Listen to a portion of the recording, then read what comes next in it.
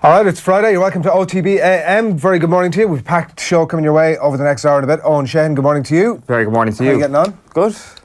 Tommy just said to me before we came on air, so just after you get Owen's plans for the weekend out of the way, I thought, Jesus, how have we become that predictable? No, you've become that predictable. I just sit here and take this every week. Take the abuse. So, come on, indulge me. Now that the league is over and you get all this time put back in your life. I know, I don't know what to do with myself. Yeah. Is there anything to do this weekend? Like, I'll watch the Grand National tomorrow, watch Liverpool tonight, Arsenal Sunday. Maybe check in on the FA Cup. Maybe check in on the GAA tomorrow. But, like, other than that, it's all fairly... I don't want to say missable, but none of it is essential, really. Last weekend, the sport kind of totally caught me by surprise, I have to say, in a lot of ways. And some of it was to do with some of the Heineken Cup quarterfinals I hadn't paid a huge amount of attention to that ended up being kind of epic in their own right. But the most disappointing thing I thought from last week was that it had totally slipped past me why you'd taken Monday off. Why did it take Monday off? Well, because you went out in the piss after the league final, expecting Kerry to win it, and that it was going to be a great celebration of Kerry football again. Well, first of all, I sat here last week and said people of a betting persuasion should 100% pile on Mayo. Yes, but so everybody did understand. Kerry to win. And second of all, how do you know I took Monday off to go on the piss? Well, I know both of those things are true, so I'm saying 2 + 2 = 4. I may have been off anyway, and I decided to go on the piss as well. So were you off anyway and you decided to go on the piss? Completely unconnected. Really? Yeah. No, that's clearly not what happened. But I mean, you were right to tip Mayo, obviously, and it was a win-win scenario for you because you were softening them up. You were giving them a little rub in the belly by saying, "I think Mayo are going to win this thing." I don't think those grizzled veterans, aka the 2019 All-Ireland champions Mayo, deserve any belly rubbing. Oh, a little bit of a tickle of the belly, sort of legs in the air. Amazing, the greatest afternoon for them since 1951. It was heartwarming to see. Did you? You weren't really that sort of heartwarming by any of that.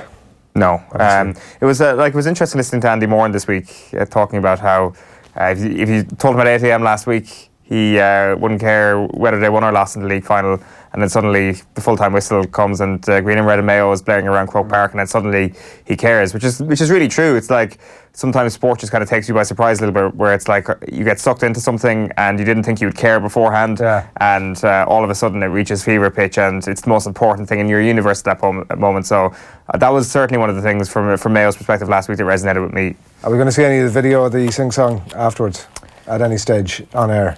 Absolutely not. All right. There's... What's your party piece? What's my... I actually don't have one. I need to get on that. Right. What would the recommended party piece be? A song, a good Kerry song, I would have thought. One of our colleagues' party piece is The Sixth Note. Yeah. As is widely reported.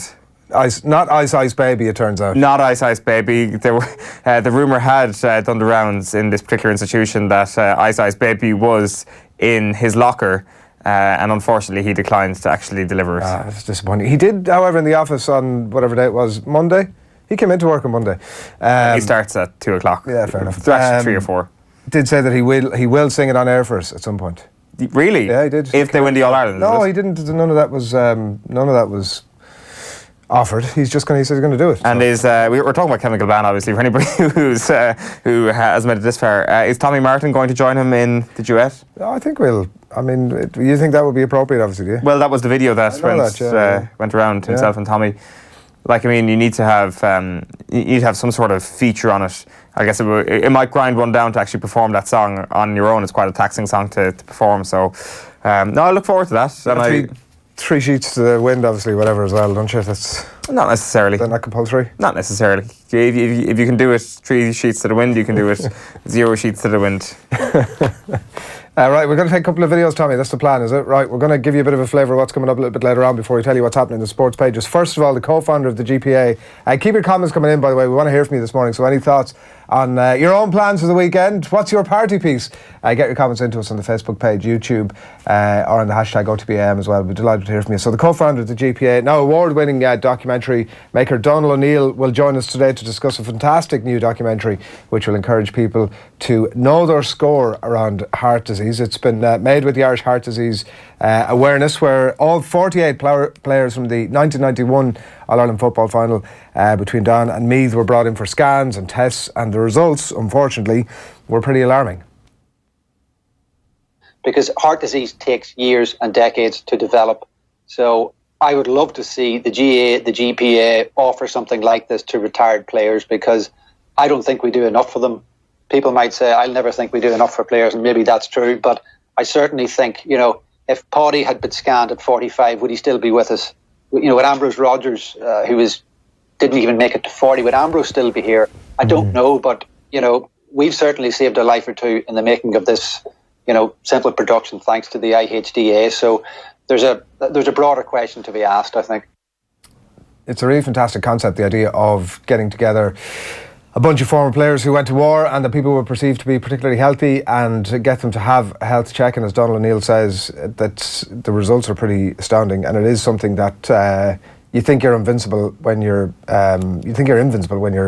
22, 23, 24, and then you hit the sort of 40 mark and you start going to your GP and they start saying things like, oh, your cholesterol's up and your blood pressure's up, and it's like, oh shit, right. So this is actually, there is a direct correlation to your body aging, to all these other things kicking in a way that you, certainly from my point of view, and I was never clearly in any way athletic, but it's the importance of doing something like that, I think, is I think will really resonate with people, in fact, and I think that it might be the opportunity to kick off a bunch of other teams, legendary teams, which, I mean, you just do that by way of, it has a fantastic side effect in that it will catch any potential illnesses in former players, but I do think, like, the main reason will be to obviously talk to the population about state of affairs as you get older. Yeah, for sure. Like, the aim of that documentary wasn't necessarily to bring stark results to the audience. No. It was a bit of a nostalgia piece around the 91 All-Ireland final, and when they screened the teams of Down and Meath in that 91 final, they found that 1 in 5, 20% of the players needed to see a cardiologist pretty urgently. So that's a fairly stark result. And you mentioned there that it does come with a certain age, but like, these people would have been seen back in their heyday as the healthiest men in Ireland, and of course that can change over time. But even then, like he kind of alludes to it in the piece, that it's not just those people who've, I don't know, allowed age to take them into whatever the realms of a lack of health or whatever it may be. It's also current players as well who may be suffering from this sort of thing, and also as well it gets into the sort of difference between the basic testing you can undergo, that just because your heart may be showing up healthily doesn't mean that your arteries are healthy, and things like that a full medical review of a lot of these players was done, and quite stark results, as I say. Yeah, not entirely unconnected. You may have heard, if you've been paying attention over the last while, Ciara Kelly, who's presenter of Lunchtime Live on News Talk, she's been doing 100 days of walking over the last 3 months. The final walk is going to happen next Wednesday. It's April the 10th. It's in Herbert Park in Dublin. They're meeting at 6 o'clock at Lolly and Cooks in Herbert Park, and they're going to walk for just half an hour, so not a huge toll, and everybody welcome there, and there'll be goodie bags and refreshments afterwards in Lolly and Cooks. Great initiative. Head along if you can, and bring any of your friends as well. So just to let you know that is taking place. Later on in the piece with Donal O'Neill, that we're bringing you a bit later in the show, we get to talking to Donal about his time with the GPA. He was one of the co-founders of it, and the subsequent fallout. He did bring up, and it got us to thinking about this absolute classic ad from Club Energize. So here we go. This is that lake in Wicklow that you see featured for you regularly. Won a load of awards, according to the man himself. Worldwide awards, no less. Yeah. 2006 is when I'm aging this one. Because of the head on Mulligan, is it? No, because Donal mentions in the piece that a hit between The Rock and Henry, I think, so that would have been, it would have been around that time when Cork played Kilkenny in that final. There's Henry, like the big fish that he is. Sports isotonic formula rehydrates the body faster than water. What an ad. So Celtic Tiger. It's a brilliant ad. It's so brilliant. I love it, yeah. It's like the production values for like the first ad of this quasi-amateur organisation is phenomenal. Yeah. Like, I'm not surprised it won a bunch of awards. It's sensational. The quality of ads in GAA gets you nostalgic. Not only, like, sometimes when you look at things like that, it's like you get nostalgic and you think to yourself, well, it was a bit crappy. But with these, you're like, actually, that was unbelievably high quality. From that Club Energize ad to some of the Guinness ads around the time when they had the hurling championship. And one of my favourites, and it wasn't the television one, was just the Bank of Ireland ones around the turn of the century. The Ask Not What Your County Can Do For You ads that were on the back of all the Croke Park programmes and all the programmes around the country as well. Brilliant concepts, and that was the GPA one. I think it was a 10-year deal they got with the GAA in terms of, or with Club Energize. Like it's outrageously good business work and brilliant creative work there as well. Yeah, he does go on, and we'll watch the piece a bit later on, to say that the 10-year deal actually made them a bit soft, that they've been better off keeping an edge about themselves by signing and he takes the hit for that himself by signing a slightly shorter deal than that. But it's a phenomenal piece. What 2006 on? What do you remember most about 2006? Well, I remember what age were you in 2006? Mayo getting smashed in the All-Ireland final by Kerry. What age were you in 2006? 12. Were you at it? I was. Were you like a regular Croke Park, we'll go up for the final?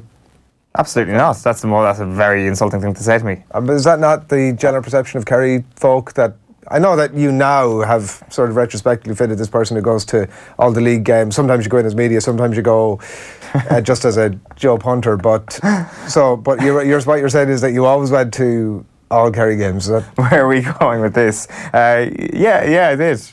Not all the league games and stuff like that. I didn't have much autonomy as a 12-year-old to get to all the games. Just teasing it out, that's all.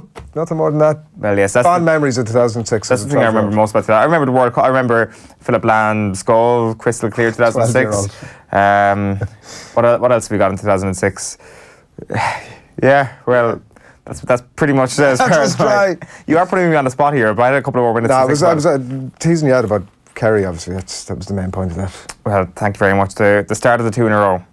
John Giles was with us last night, as he always is on a Thursday night. In good form again. He was talking to Nathan. He said that Liverpool have been lucky in recent weeks, and also revealed that back in the 60s he used to get a bit of stick off the Manchester United fans.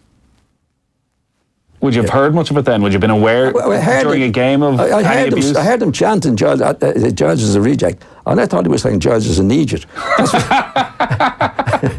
Fair enough, lads. I didn't know which was best. I think I was pleased when I heard it was a reject. And you didn't bite back, obviously, then? Well, I happened to make a goal just after that, which is the best way. No, it wouldn't bother. It wouldn't bother you anyway, Nathan. That happens, you know. That was the best way to respond. You can check out that full piece with John up on offtheball.com. Now, here's what's coming up on the show this morning. Going to let you know what's happening in the sports pages in just a few minutes' time. That interview with Donal O'Neill as well, that Owen did during the week, that's coming your way in about 10 minutes' time, thereabouts. We're going to have some Premier League chat as well, lots of interesting stuff, including whether Liverpool can keep that tight run going when they take on Southampton this evening. The sports news is coming your way about 8:30. Alan Quinlan will be in studio to reflect on a little bit of reflection on last week, and a few interesting talking points as well. Currently, the Pro 14, obviously, the state of the breakdown of the game and whether it's a bit of the Wild West, has been described in some of the newspapers this morning, and maybe that general malaise around Irish rugby we might touch on as well. So if you have any questions for Quinny, get those into us. Aintree 2019 is the one and only topic matter we've got from John Duggan, who'll mark a card ahead of the Aintree Grand National, which takes place tomorrow, and obviously day 2 at the festival today. And a little bit more of that interview with Donal O'Neill as well coming your way after about 9:20 or thereabouts. But as I said, we do want to hear from you. For the minute, it's time for the papers. Right, we're going to kick things off here with the Irish Daily Mail. It's racing dominating the back page here. Superstar is muddy brilliant. A picture of a thumbs up Robbie Power on the back there after his victory at Aintree yesterday, and Super Sunday for Jesse Harrington. We'll get John's reflections on that a bit later on. And Mike Keegan writing here, this Raheem Sterling, he really is somebody that you can, all the abuse he gets on, it turns out, is justified. Here he is, taking 550 kids to the FA Cup semi-final over the weekend from his former school. So he's quite the guy, and hats off, Raheem Sterling. Back page of the Times this morning is a picture of Rachel Blackmore there at Aintree yesterday, and also the story, plans to keep smaller clubs out of Europe. We'll come back to this in a moment, but basically tagline there, as you can say, it's Martin Ziegler's story that more games and closed shop in radical rethink. You've got criticism of FAI growing as well, says Gary Doyle. Robert Troy, the latest member of the Oireachtas Committee on Sport, to deliver a scathing judgment on the FAI's government. And Rose says racism action a farce. Danny Rose is the only story in town this morning. The Irish Times, it's rugby all the way. Fierce fight in store as 9 teams battle for the remaining playoff places. This is a pretty exciting finish to the Pro 14 season. You can see the champions there from last year celebrating their win. And Matt Williams has had enough of it. I'm angry and I've had enough. Time to outlaw the cheats and save our game, says Matty Williams here. This is in relation to the offside rule in rugby not being obeyed, as Matty has it. The Mirror leads with Danny Rose. He says, I'm done with football. Tottenham defender counting down the days until he can stop playing a sport that fails to protect black players. Give racism the boot now. And he is across the back pages, as I say. Jurgen Klopp, meanwhile, says that he can see Manchester City winning the quadruple, but they still won't beat us, he says. So, yeah, I guess that it's that bittersweet that, we can see Liverpool perhaps beating Manchester City. I don't know why he's saying this, while meanwhile saying that he can see Manchester City win the quadruple. It'll be sweet for him when they get it done. Yeah, I don't know. But the idea of the quadruple is such a fanciful idea. But the more you look at the individual fixtures that come along, you're like, actually, it's not so fanciful at all. It's actually the closest we can probably come from any English football team we've seen in the Premier League year to actually doing this. Best team in the world, says Jurgen Klopp. And he has said that repeatedly in the past. Get behind him on that. The Irish Examiner this morning running a gar up there just when Blandell is at a low ebb. The ball breaks from. This is a bit of a break for Tyler Blandell, obviously, with Joey Carberry out, and so he'll feature again this weekend. Liverpool's saviour, Saints won't forgive old hero Van Dijk, but Klopp warns he's just getting better as Van Dijk doing a bit of an Alan Quinlan by the looks of things there in training during the week. And one of those pieces at the bottom there, Paul Rouse, what will the GAA be like in 20 years' time? We're going to open that up in a few minutes' time. The back page of the Sun is God forbid. SFA come down hard on Old Firm, talking about bans there after Rangers and Scott Brown then as well charged. A tight affair at the Aviva then as well. FAI bigwigs were last night tight-lipped on the crisis engulfing Irish football. The association, of course, due to be quizzed next week in front of an Oireachtas committee. John Delaney avoided microphones last night at the under-17 draw. Rose fed up meanwhile. He's so sick of being racially abused he cannot wait to retire, while Manchester United are ready to open contract talks with Paul Pogba in a bid to fend off Real Madrid. That FAI line is also one that's taken up by Dan McDonnell in the Irish Independent this morning, including this great line from the FAI Vice President Noel Fitzroy, who was, because John Delaney and some of the other top brass had refused to take questions, was asked for his thoughts on the ongoing situation. Good to see you, he said to the media. I'm not commenting. That was when asked questions about the Oireachtas committee. So that was Noel Fitzroy, and also the same thumbs up photograph there of Robbie Power from his big win, and Harrington delight, but Mullins Coy on Faugheen. So the future less than certain, writes Thomas Kelly here after being pulled up yesterday. The Racing Post then this morning goes with top of the world. He's at the top of the trainers title, and today Paul Nicholls eyes a big race double on Ladies' Day at Aintree with brilliant festival winner top of the game and exciting great politologue. And the back of the Racing Post is title challenge. Reds hopes could go south at St Mary's in Southampton against Liverpool at 8 o'clock tonight. FAI silent on Delaney is the Irish Daily Star this morning. Paul Lennon writing there, I've had enough, as Owen's been mentioning. The quotes from Danny Rose at just 28 years of age, says he's not sure that he can stomach another 5 or 6 years of it. And Klopp will stop the quad. Even though he said that Manchester City can win the quad. He's been saying a bit of everything. Confused by these Jurgen Klopp quotes. Or perhaps the headlines. The Herald, meanwhile, goes with long back to face Poole. Irish striker aiming to derail Reds again. While Mick will relish Matt dilemma, says John O'Shea. He said that Matt Doherty shouldn't lose heart over his current inability to get into the starting berth at right back for Ireland. And the last one for me for the minute is from The Guardian, and it's Danny Rose again.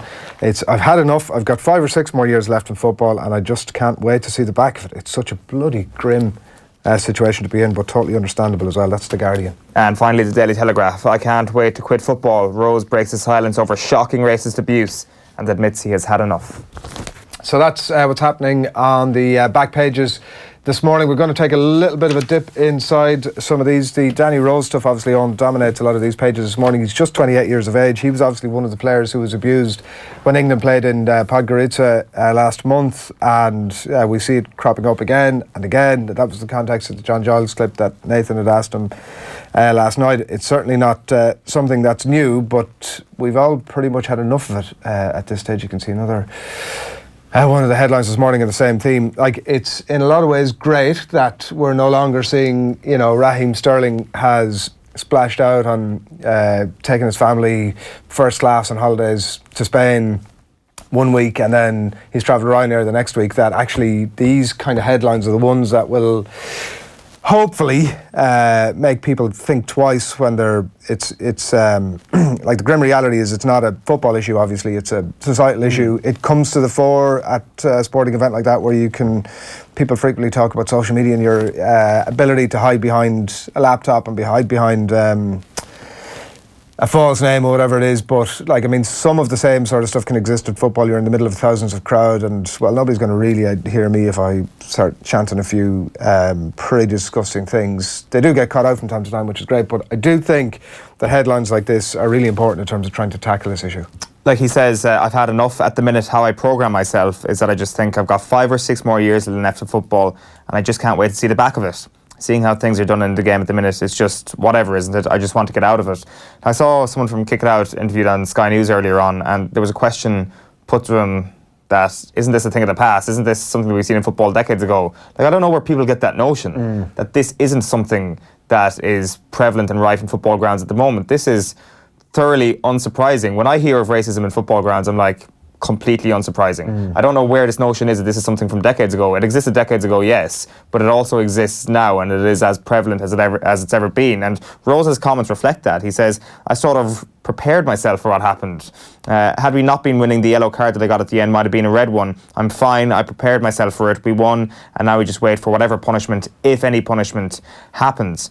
And really, like, what is the punishment going to be? Like the other time, and very famous time that Danny Rose himself was a victim of racism, was in Serbia in 2012 at an under-21 match. Like, there was monkey chants directed at Danny Rose and stones thrown at him on that occasion. It was absolutely horrible. And the punishment for Serbia on that occasion was that they had to play their next match behind closed doors, and they were fined 80 grand. Like, it's not exactly a tough punishment. Like he says, it is a bit sad, but when countries only get fined what I'd probably spend on a night out in London, what do you expect? You see my manager get banned for 2 games for just being confrontational against Mike Dean, but yet a country can only get fined a little bit of money for being racist. It's just a bit of a farce at the minute, so that's where we are at in football. And until there's a harsh punishment, there's not much else we can expect. Simple thing here is to, whatever the country may be, to just maybe remove them from the European Championship qualifiers. If a bunch of fans are being racist towards players in as blatant ways we've seen over the past couple of weeks, just remove them from the competition. As simple as that. Like, is maybe the only... Does that fix it is the only thing, right? Because, I mean, I take your point for sure about coming down hard on teams that are where this is happening. I just don't know that it fixes the issue necessarily, because it assumes that the person that's dishing out the abuse is in any way concerned about the future of their team. They're concerned enough to be in the football ground, to pay money into the football ground to see their team succeed. Look, I take the point. I think there's you watch the Bonucci situation at Juventus, right? And his teammate, Moise Kean, who's a young Italian player, 19 years of age, born in Italy, Italian international, to Ivorian parents, who is chanted at all the way through this game against Cagliari, I think, if I'm right. Scores a goal and goes up to the fans at that point and just like opens his hands like this. It was like the most benign sort of protest, in inverted commas, that you could ever see. But it was just to make the point that, listen, you've booed me all game, chanting at me all game, and here I am. And then Bonucci comes out and says, well, he kind of brings it on himself, before later having to go back and say, well, look, actually, I'm all for a kick it out sort of thing. If you listen to John Barnes on this issue, and he's been out again this week to talk about it, and in typically brilliant fashion, about how ultimately the best thing that could happen is that we all accept that the idea of racism is a preconceived idea about somebody, so that if I see a black person, or if I see a certain demographic of a person, I, in my mind, have made up a bunch of preconceived thoughts about this. This is John Barnes' theory, and that actually stop telling people to not be racist, maybe get people to acknowledge their racism and then try to challenge it. I think it's an incredibly mature thing to do. It feels like we're sort of light years away, to be honest, from even engaging maturely in a conversation like that. But I do believe it. I do come back to the point that the more discussion about it, the more we can hear from thoughtful thinkers and leaders on it, like John Barnes, the more headlines that are in it, the more we question ourselves, I think the closer we get to a solution to it. And I'm not sure something, while hugely significant as ditching a team out of a tournament, I don't know that it fully fixes the problem. Probably doesn't. It doesn't. Well, it certainly doesn't fix the problem. But it might go some way to actually casting further light on it. Or I think just a plug needs to be pulled from something, and whether that's the players walking off the pitch, like Pochettino has said that he supports his players doing that. Danny Rose said that he's over the moon to say that, and when he was speaking to Gareth Southgate about it as well, Gareth Southgate himself said he would support the players in coming off the pitch as well if that happened. Like, that is what I mean. It's like removing something significant from it, whether it is the racists themselves or removing the victims from that playing park at that time. Because the impact that has at that time, the people that are around this person or these people who are making those racist chants are suddenly turning around and their ire is to those people. And that's the difference for me. Whereas if you do that sort of away from the heat of the battle as it's happened, they're faceless people, they're nameless people, they're not held to account over it. But actually, if Gareth Southgate, I think from recollection he had expressed some regret that they hadn't done something like that when they were in Podgorica that time, that it was so apparent this is what was going on, that it would have been a pretty obvious and easy thing in a lot of ways to have done that. At that point, maybe there are people in that stadium who suddenly turn around to these people who are chanting, and a significant amount of people is the issue in that case particularly, and maybe they're held to account in a way that just doing it through a boardroom or at some point after the fact maybe it's just has a bit less impact. So we'll see what happens with that over the next while. As Owen says, I'm sure it's not going anywhere anytime soon. You wanted to pick up on a story in the back page of the Times Ireland edition? Yeah, Martin Ziegler is writing about what seems to be a semi-ring-fenced Champions League, that there's going to be a meeting taking place today between the chairman of the 20 top-flight clubs in England, because they're going to be told that UEFA is being pushed by the European Club Association to make radical changes to the Champions League by the year 2024. So the changes that they're looking for would be, at the moment we've got 8 groups of 4 teams in the Champions League. They want that flipped, 4 groups of 8 teams.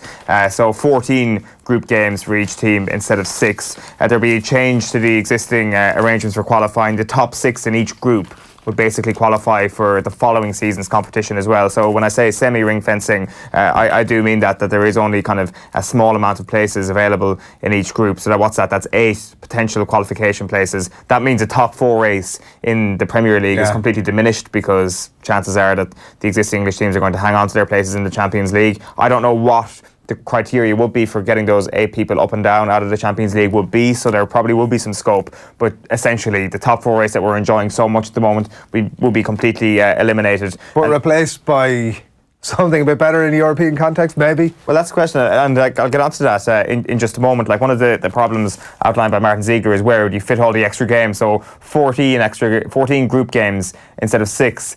Like, the calendar in football at the moment is so squeezed that fitting in another 8 games at some point or another, it just seems totally impossible. And Alexander Seferin is not entertaining the idea of weekend games. So, like, what is the solution? They think potentially smaller international breaks or less international breaks, and domestic leagues potentially to be reduced to 18 teams. So you can see which direction the tide is going here. And it's interesting that this is brought up, because in the same paper this morning, Oliver Kay has done a breakdown, and it's nothing earth-shattering, but it's worth bringing up again, the disconnect between the top 6 and the rest in the Premier League. And like, one of the stats that has been doing the rounds this week has been the bottom 3 in the Premier League, Fulham, Huddersfield and Cardiff, who played 31 games against the Big 6, and they've lost all 31 of those games. He points out a couple of the other ones, like Brighton have played 9 against them and lost 7. Chris Hughton this week has said that quality can wear you down. Newcastle against the Big 6, they played 11, lost 10. Watford against the Big 6, they beat Spurs in September, but since then they've played 9 and lost 9. It's just been demoralising. Like, you look at this week,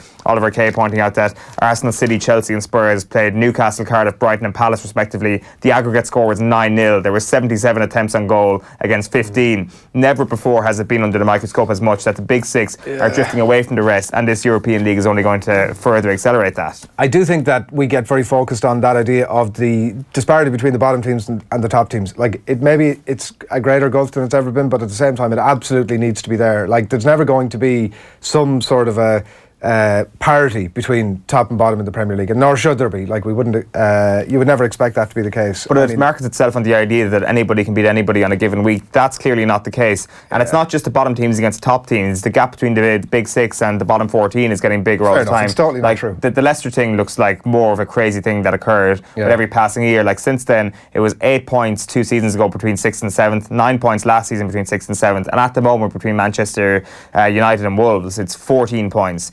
It's growing. This thing is only going to, like, if you reduce the Premier League to 18 teams, it's like the big two fingers to the Premier League. And maybe if that's the way football wants to go, that's the way football wants to go. But ultimately, you're creating an unbelievably commercialised vehicle here, which is going to give not a prayer to the teams that get promoted from the Championship unless you've got an outrageously good model like Wolves. Maybe that model would actually bring more parity, because, like, one solution would be for clubs to rest. Maybe they might rest some of their best players for Premier League games. And then what happens to the Premier League? Your domestic competition just gets completely devalued. Well, it's something we've seen, obviously, suggested and a bit closer to home. It becomes something like Munster against Zebre during a Six Nations off week or something like that. Except for the entire season. Except this is the very domestic competition that has been running football professionally for over 100 years. Like, I just think it's a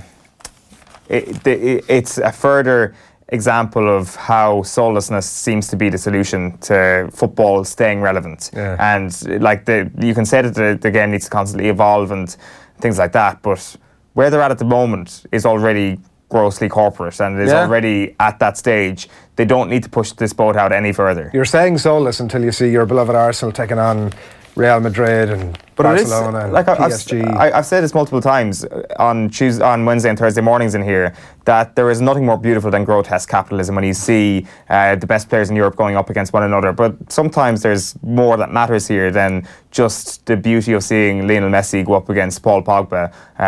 Or maybe there isn't. Not much. Maybe that's the whole point. One very brief one for me in the Irish Daily Mail this morning. United's security chief sacked, writes Mike Keegan here. This is Riaz Patel, who had been the operations chief at Manchester United up until very recently, and they've sacked him because he had a bit of a row with a fan who took out the phone and captured the whole thing, and it seems to have existed somewhere in social media, and they decided this is not the guy we want running up our operations or security. So he was looking after Ole Gunnar Solskjaer and the players and all this sort of stuff, and would have been in and around the dressing room, obviously, in relation to all that. But the killer line from it all was he was a convicted thief, essentially, was what happened there, and had been given a second chance. Patel, who oversaw up to 1,000 stewards, had stolen £26,000 from his brother's post office and was found guilty of 29 counts of theft back in 2002, and then served some community service and back into work for this group, CSG, and turns out he had a bit of a temper on him, and they've booted him out the door. Feel sorry for him. Yeah, it's another career gone too soon. I haven't seen the video, but we're probably going to leave the papers, are we? Is that it? We're finishing the papers for now. Cool.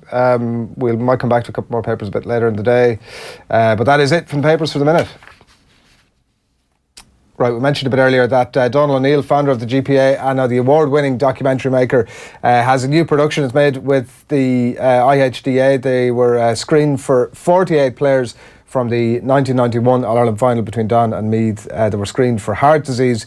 We're going to get to that a little later this morning. Right now we're going to jump into Donald's time with the GPA. Here he is, and founding the organisation, the early rowdy days, the subsequent fallout, and how he sees the GAA going in the future.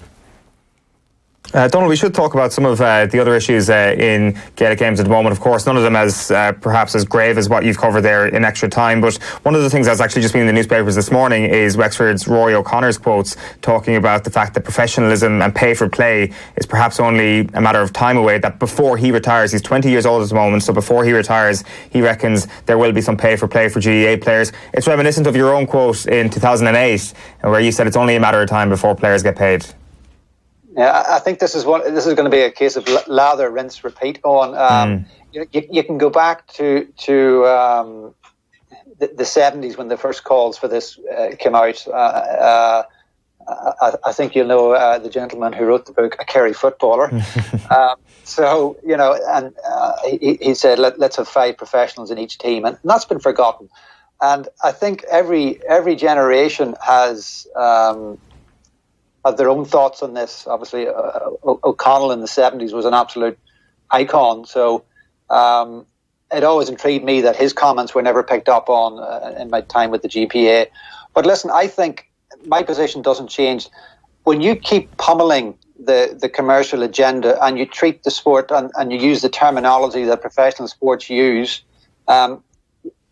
you're really in a situation where players will ramp up demands, and at some point it's a bit like the boiling frog syndrome.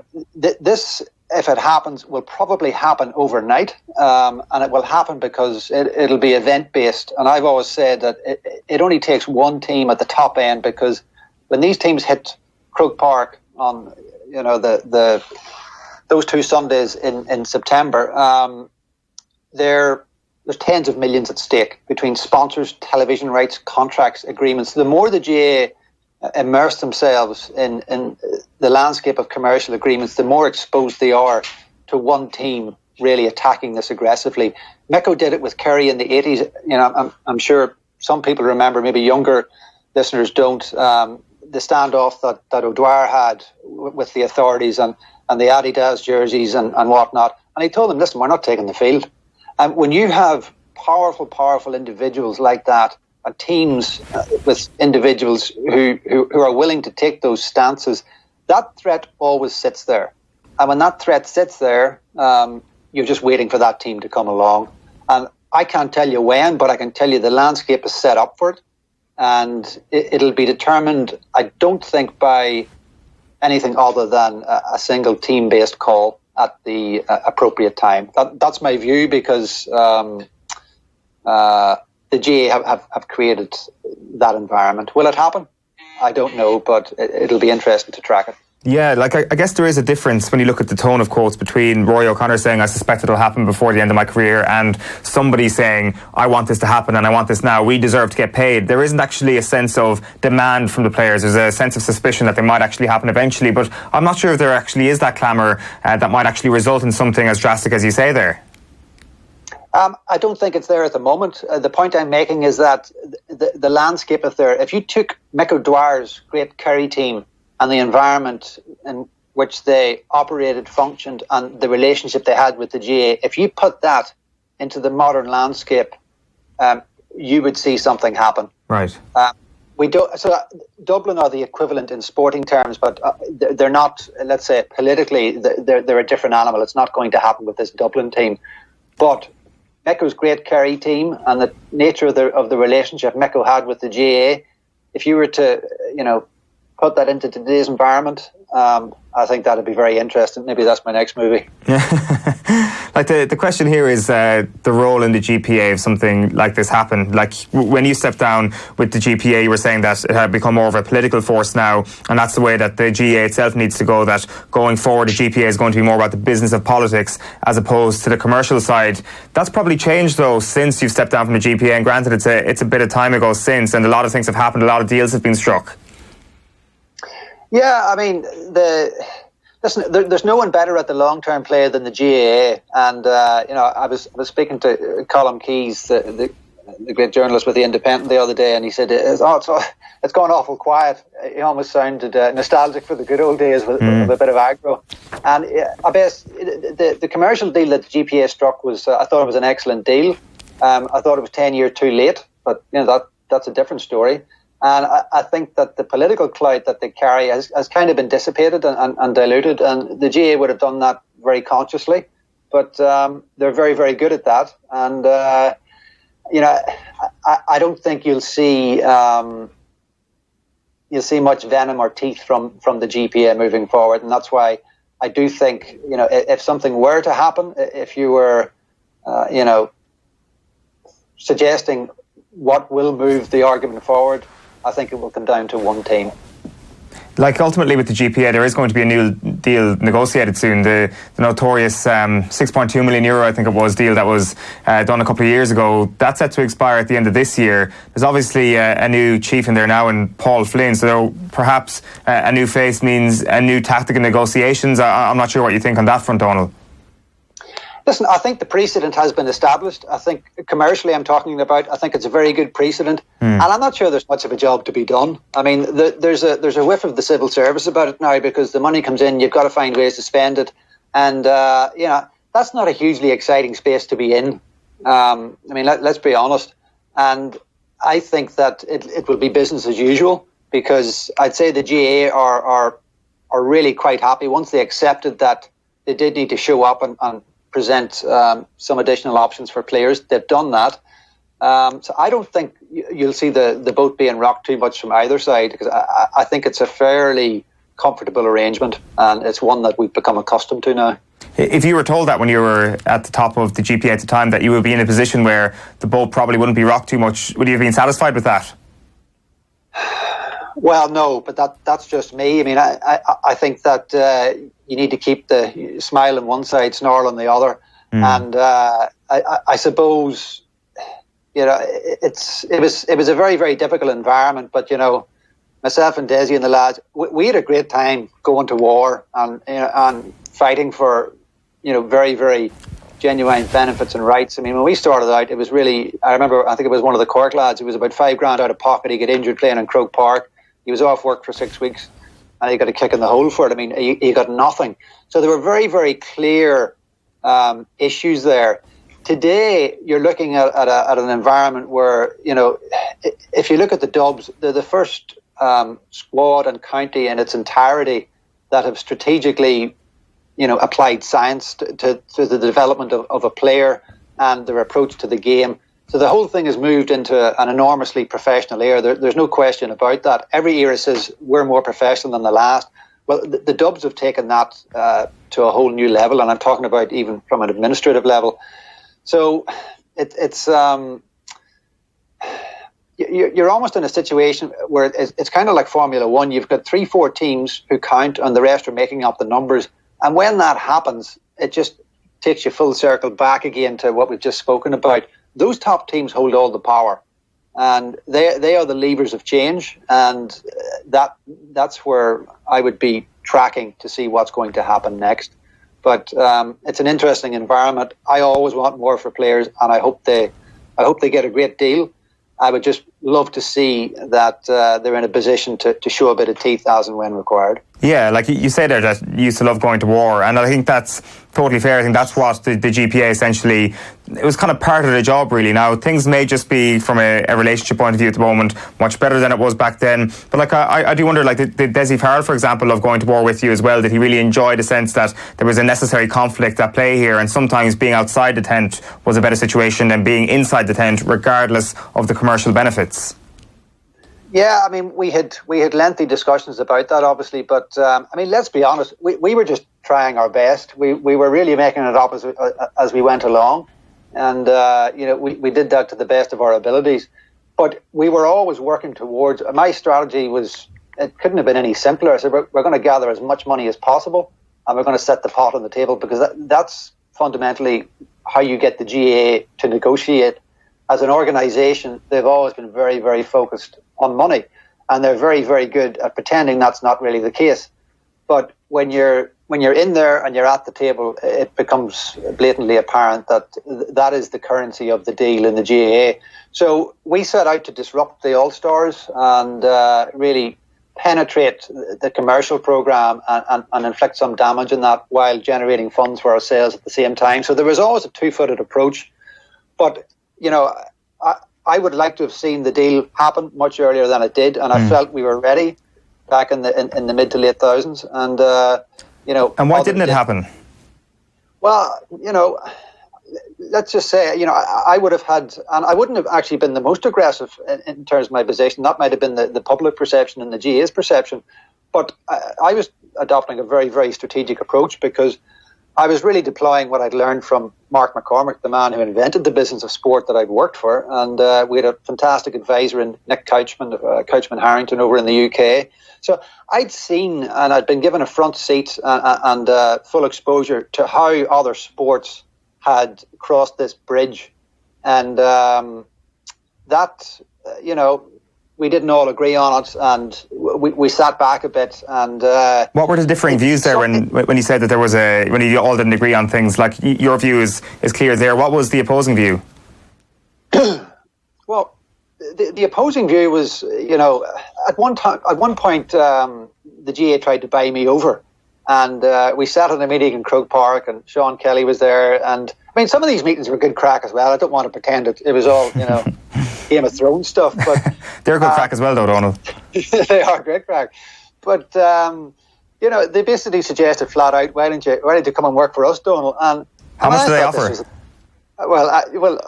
I thought it was the most ridiculous suggestion ever. I mean, this was about year 4 of the GPA, so I'd been working on a voluntary basis. It was just a big passion for me.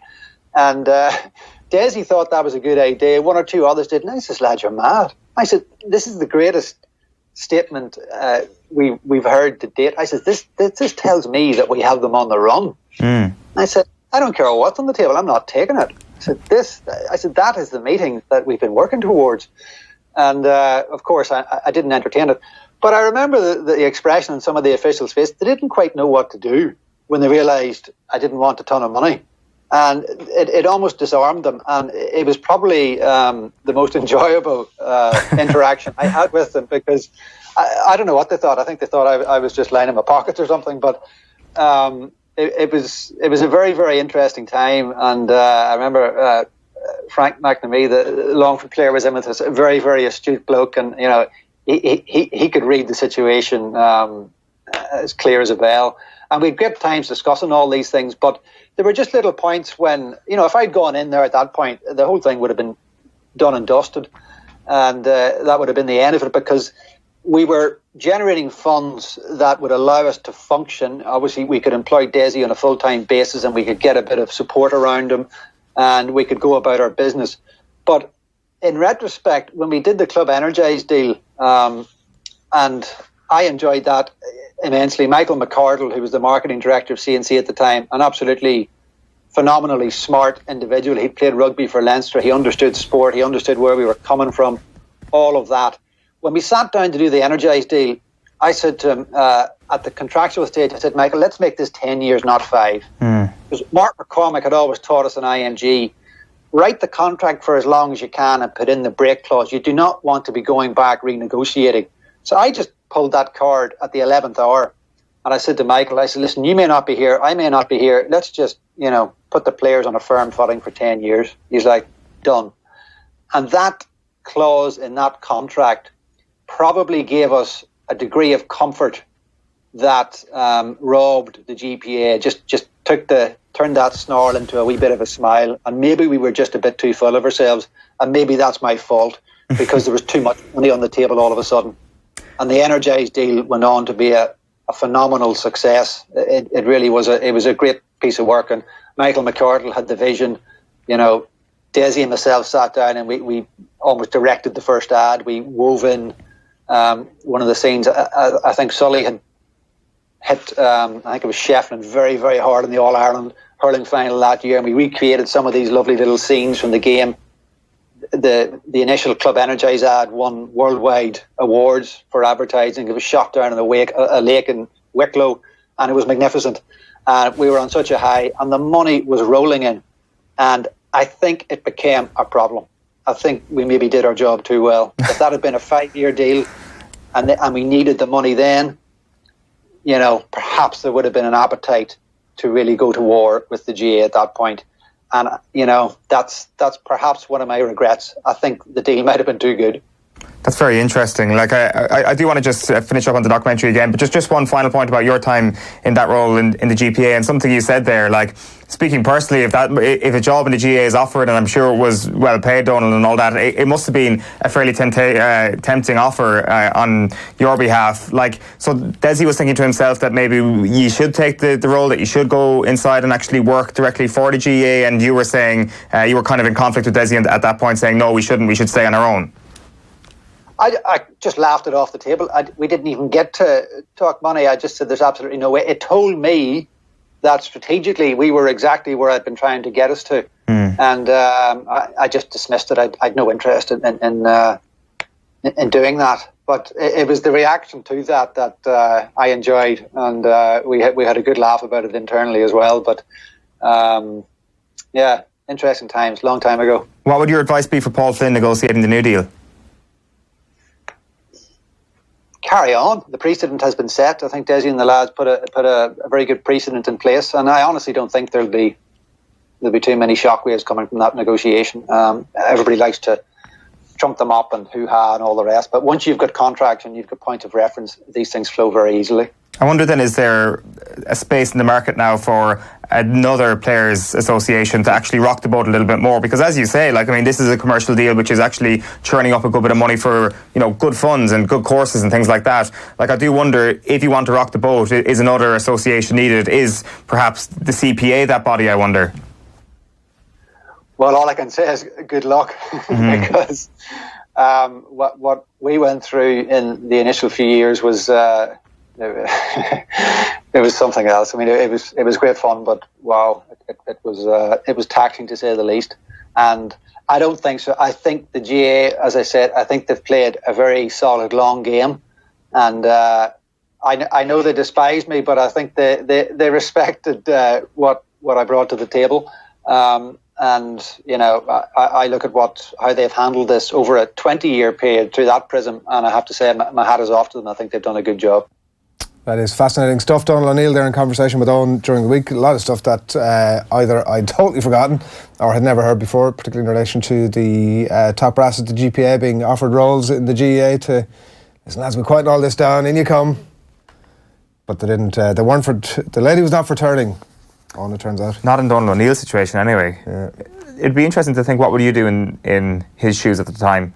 It takes a serious amount of principle for O'Neill to say, listen, no, we're not getting inside the tent here. We're staying outside. We're going to stay. And you can also, if somebody offers you a pot of cash, you can be, well, listen, I think I can sort of maintain my principles. I can take that job, and I can go in there and sort of agitate from the inside and maybe make more progress that way. You can retrofit whatever it takes to get you through the day. That's my view on it. The GPA will say that as well. They'll definitely say that they've been able to be as disruptive as they possibly want to be, or if there's any need to be disruptive, they can still do that, and there's absolutely no conflict of interest whatsoever. So I don't know. It's I guess it all depends on your point of view. A couple of pieces that we wanted to pick up on that we missed out earlier on the papers. One of them roughly in the same sort of area from Paul Rouse. Paul Rouse is touching on the Cork options last week: option A, option B, option C. Option C, the one that was most closely aligned with something that was radical, the idea that club players would be playing their county championship games alone without their county players for a section of the Cork Championship. Paul Rouse has broken this down to three things, into three different points that he wants to make, but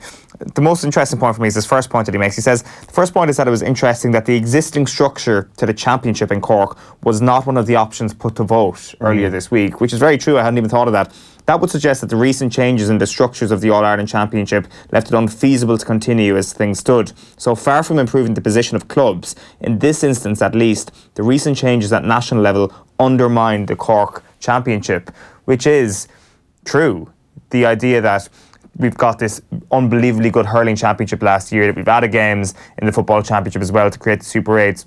What has been the downside of that? And it has been a further disconnect from county and club. Now, the alternative to that is that they would have been ring-fenced from their clubs anyway during that entire summer months anyway, and it wouldn't have made much of a difference. But ultimately, Cork needed to change. What they were doing and what happened last year meant that their hand was forced a little bit, and they had to come up with something radical. Like Paul Rouse says, to stand back and allow the inter-county season to be run this way undermines on a weekly basis the GAA's claims about the importance of the club. What is most galling about this is that there appears to be no urgency in Croke Park to act, and we haven't really heard anything from them with regard to this. I'd like to know Croke Park's stance on the club player divide now, which just seems to be emerging. Would the top brass in Croke Park support counties going solo on this and thinking to themselves, well, we can actually do sections of our championships without our county players? I don't know, but yeah, I very briefly, my view on it would be that I think whatever fixes the fixtures, and that might be the one and only total solution to actually moving on with some sort of manageable structure to remove the elite players for a certain period of time. Let's just crack on with it, will be my view. But I know that's not the traditional view and it's not widely held, but I'd like to have seen it in action myself as well. I have deep suspicions about it, but I would have liked to have tried it out. Let's have a look. Now the thing is, we're talking about this in a county championship that we're not involved in. Maybe if I was from Cork and I was actually attached to a club that had a lot of county players, I would feel very different about this. So it's easy for us on the outside to say this. But I would have liked to have seen it in action, and maybe, and hopefully, another county would actually come up with this proposal. And we want to talk about Eni Aluko as well. She's writing at the front of the sports section in The Guardian today that Solskjaer needs a sporting director with United in his veins, and that person is Gary Neville. So Eni Aluko has been over in the United States. She's been in New York to complete her executive masters for international players, which is run by UEFA. And she says that one of the biggest aspects I've noticed is the importance of sporting directors in the US. For example, all the teams in the NFL and NBA have been using that model for several years, and it is now becoming a crucial role in football as well. Now, by that, I presume she means like the idea of a GM, that there's a front office that has autonomy in terms of recruitment, in terms of scouting, in terms of signing players. They would like they wouldn't be known as sporting directors as such.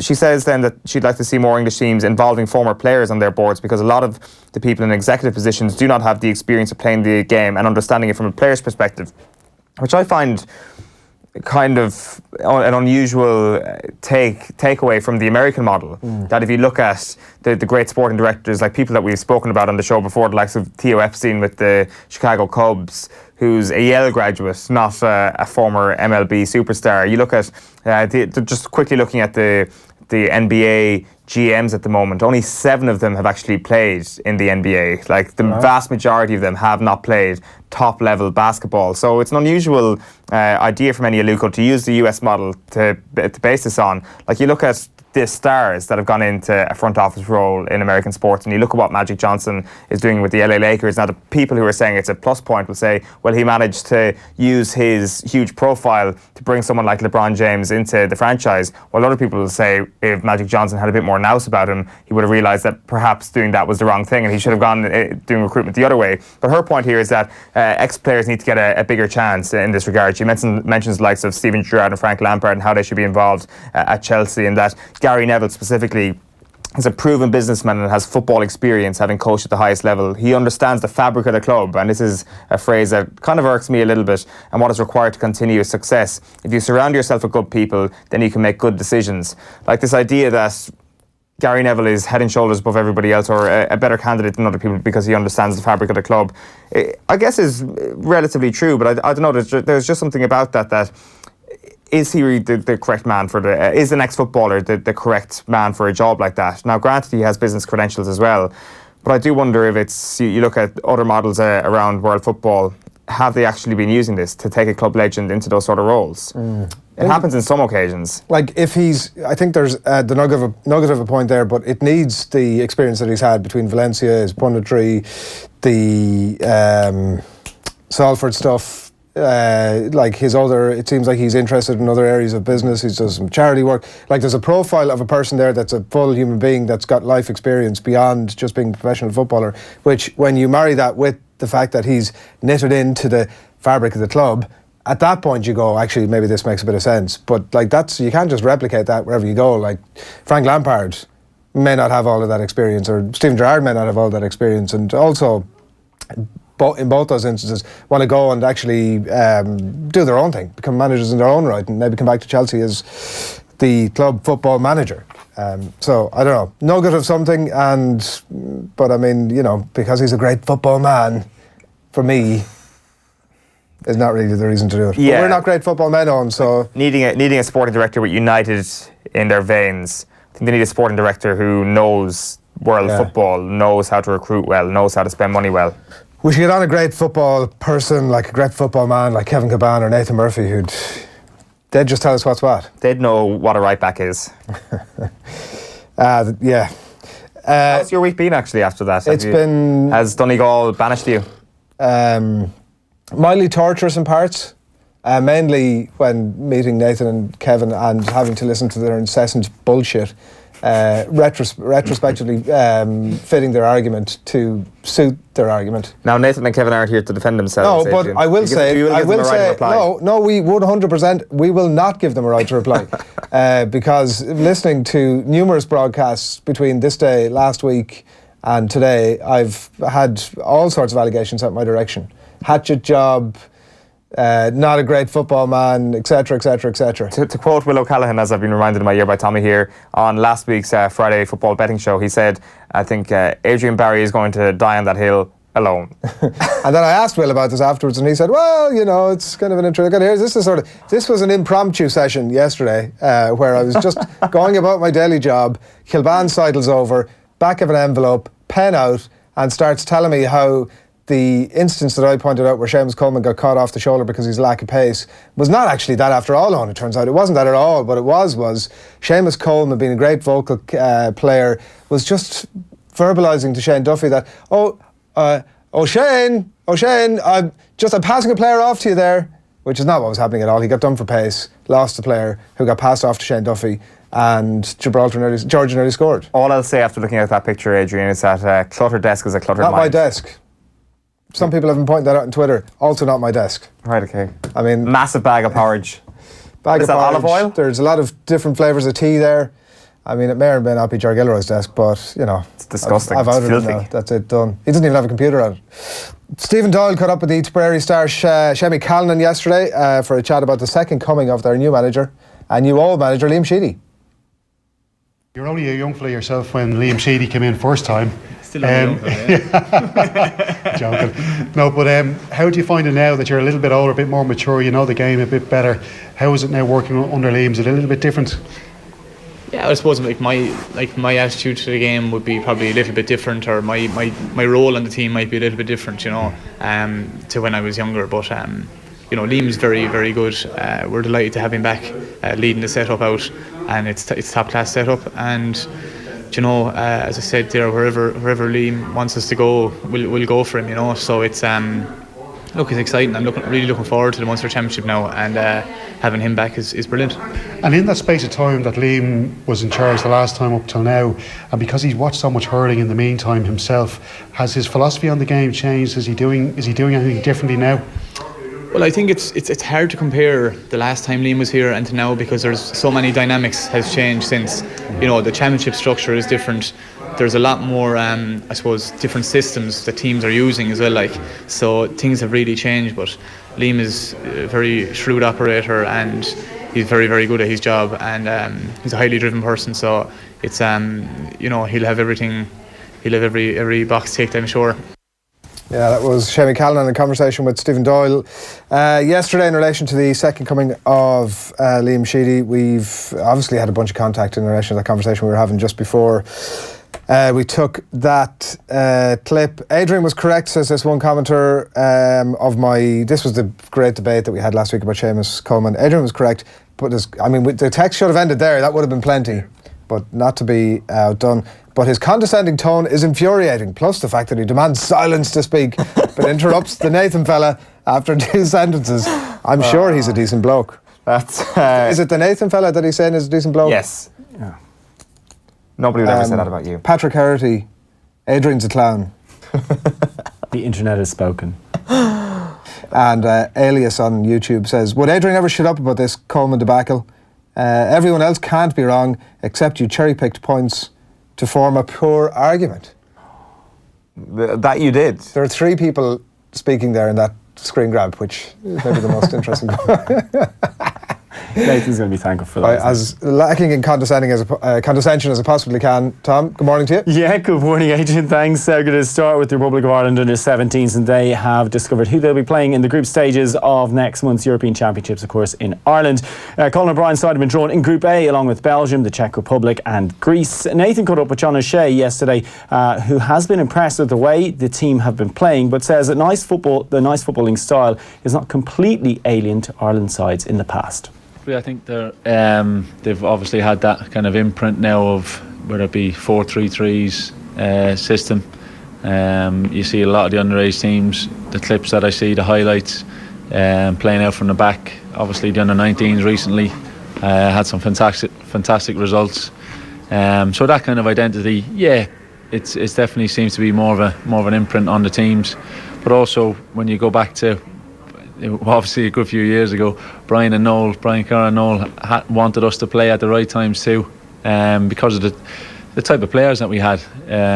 You look at the quality that we had in that team, so we were able to play, but we had that mix of physicality too.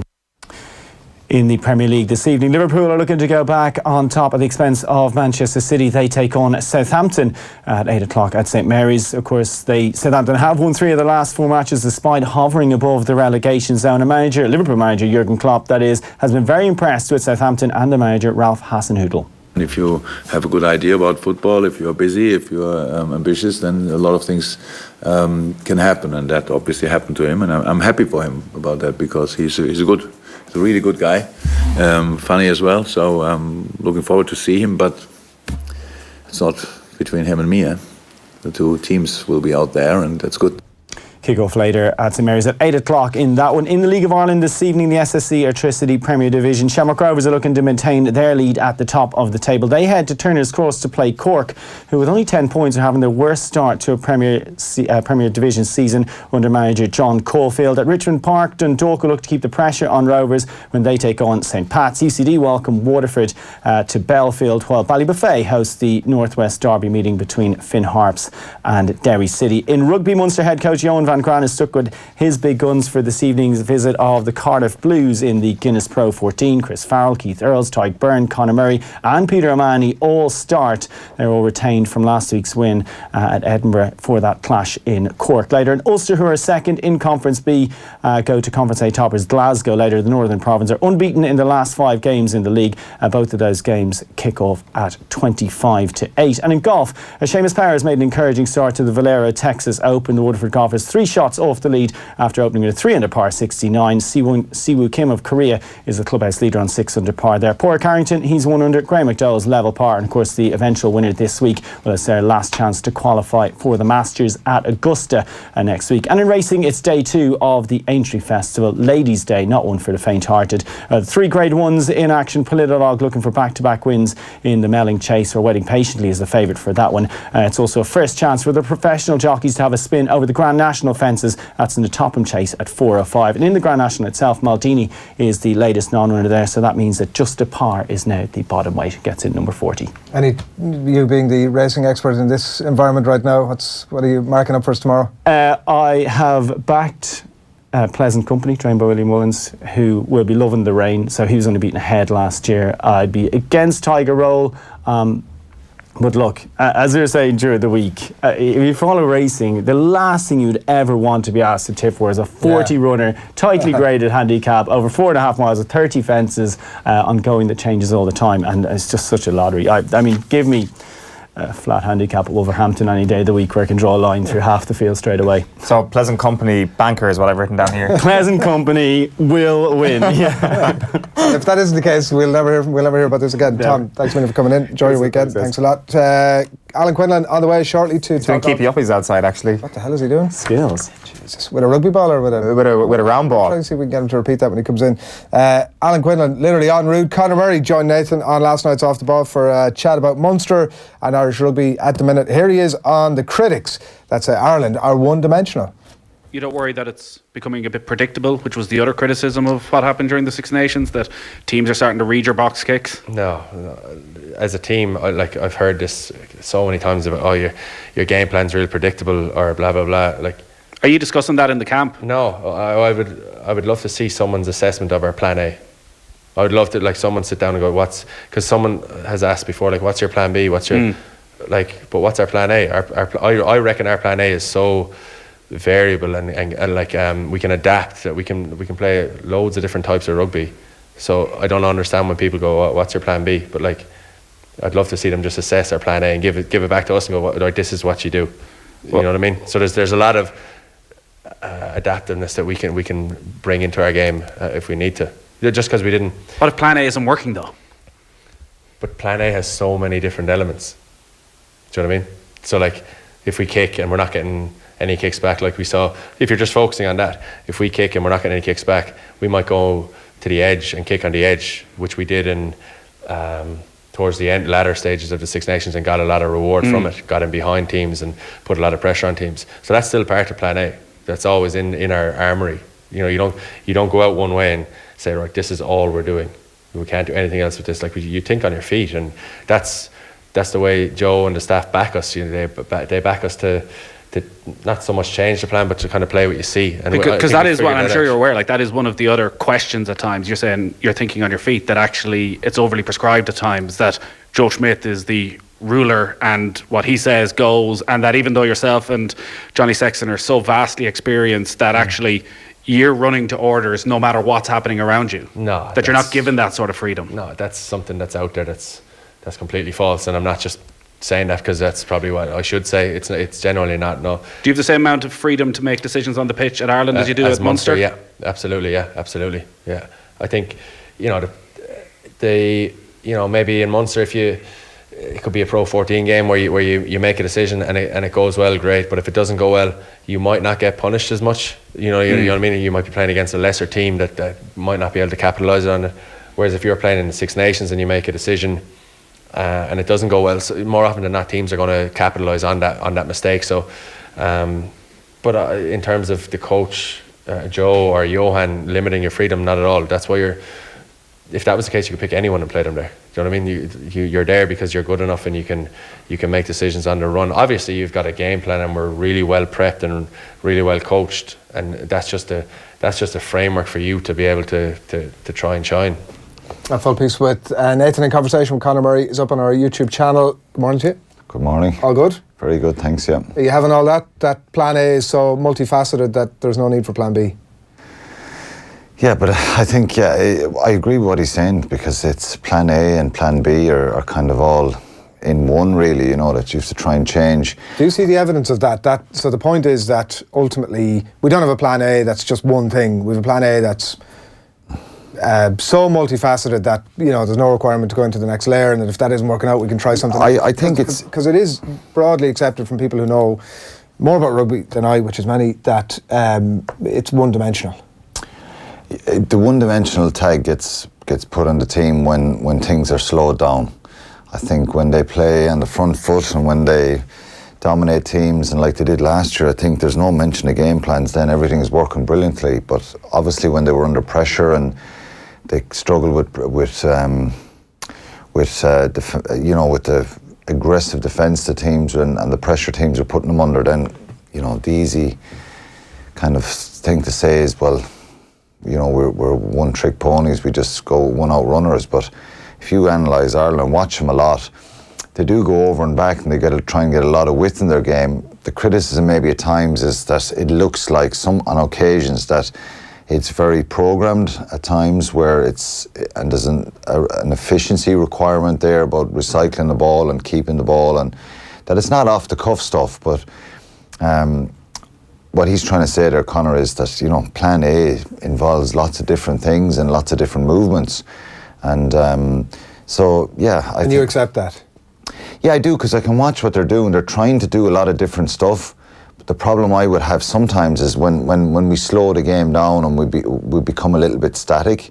The plan B, C, D, E, whatever you want to call it, is off the cuff stuff. I think they need to be a little bit better, and maybe their counter attack from kicks. And like I said this a few times in the last few weeks, if you look at Wales, their game plan was it was a plan A. It was stop the opposition, kick well, and play what you see then, and capitalise on opportunities and stuff like that. But he knows better, and to be fair, and he's around long. And I don't think Johnny Sexton and Conor Murray are going to be, because they're so experienced and such senior players. I think it'd be a mistake, and sometimes it's said that Joe Schmidt won't allow the players play. I think the players buy into this as well. Now we do kick, and it's a lot of the exit strategies are kick to try and retain possession, and the execution wasn't good around that stuff throughout the Six Nations. So they need to be a lot better, and you need to have maybe one or two little strings to your bow then as well, and that's what they've got to try and develop. We see the strike plays that they use all the time, where they score a lot of tries, and if you go back over the last number of years, there's a lot of crucial tries have been scored for some of these strike plays. So some people can get bogged down on plan A, B. Anytime I ever played, you had variety to your game plan. Of course, there's some matches where the weather's going to be horrendous, and you're going to keep it tight and just kick the leather off the ball and play in the opposition half. Other times you're going to try and stretch a defence and go wide a little bit. And I think we see a lot of different aspects to it, the Ireland game. There's been some criticism around the amount of rucks, and my opinion on that was, obviously I think we overplay sometimes in our own half, and we probably don't kick enough from our 10. I'd like to see our 10 kicking a little bit more, because it's a bit of a bugbear of mine at the moment in all matches, the way the game has been slowed down. Rugby. Yeah, a little bit more, but kicking tactically well, not kicking into touch, but being patient in that as well and trying to force teams backwards. If you see the box kicks nowadays, and we saw it against Munster, Edinburgh last weekend, where Pyrgos was, building this wall of people joining in to make the ruck longer and just slowing the game right down and putting a lot of box kicks in. That stuff is frustrating to watch, and so. Can I ask you, looking at the games last weekend, and I know you were sort of unsure that Edinburgh might have been able to do on Munster, but obviously Munster scraped through, Leinster scraped through against Ulster. Not being Leinster really that we know, am I overstating it to say that there's a general malaise that's carried over sort of post the Ireland stuff? Is that overstating it, or is this all about to come right at some point for Irish rugby in general? No, it's not overstating it, because confidence is a massive thing in sport, and self-belief and the feel-good factor. When you feel great and full of confidence, not being cocky, there's a line where you don't get over ahead of yourself too much, but when you have that feel-good factor and you have combinations working well together and guys just excelling and their form is through the roof, their match fitness is through the roof. I think that's something that we sometimes forget. When you get a run of games and you're sharp and your body is good and you're feeling good, you play well. And so all those kind of things contribute to performance, but the confidence and self-belief stuff, and maybe sometimes a pressure to actually get a result or perform. So Munster had to dig in really last week there, and Murray was better, and I think people saw evidence of that. It's still not back. He's still not back to where the heights that he can reach. He'll know that himself, but it's work in progress. I think he will get back on track, as will the other Irish players. They haven't become bad players. For Leinster, yeah, you can say the same, that the Irish guys coming back into the Leinster squad, they're feeling that squeeze as well, that public opinion, that extra scrutiny, and you've got to deal with those moments in your career, and unfortunately it's been, a build-up of probably negativity throughout the Six Nations, bar the French game, and that doesn't just disappear quickly. There is an argument sometimes, and to go back to your province and play there, and you can kind of, change tact mentally. But I think all the sides showed a lot of character. Ulster were the ones probably had, in a sense, where you have a huge amount to lose for sure, because you miss out on a chance to be in a semi-final. But they probably were the ones with the least amount of pressure. And they just produced a brilliant performance. But Leinster probably had that little bit of experience just to get the job done in the end. But it's not beyond the possibilities that there's still an underlying confidence issue and a nervousness about trying not to force it and make mistakes. Sometimes that can inhibit performance. So maybe we saw a little bit of that last weekend. Tyler Blundell starting for Munster tonight. Is he going to the World Cup? Well, I don't know. I think it was good to see him back, and I think the one player I forgot to mention was Keith Earls. He was incredible last week, and his form has just been very strong. James Ryan. There's a couple of guys who, they're kind of bucking the trend a little bit. There's others who are working their way back to that and working incredibly hard, and getting the balance right of that, working so hard to try and get back as well is important. Tyler Blundell has the ability and I think he's had so many injuries.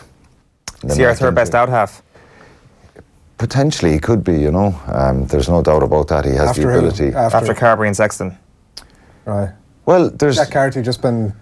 That's my question. Yeah. That's my question. No, you can't just say Jack Carty and Ross Byrne have been superb and they've excelled and improved a lot.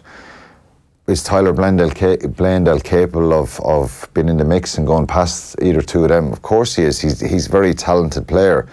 I think 2 years ago he had a really, really consistent season. It probably ended in a bit of disappointment in that Saracens game in the Aviva where they lost the semi-final. But throughout that year, he was superb. Really, really good tactically, and his ability to attack the gain line and bring players either side of him and just bring other players into the game was second to none.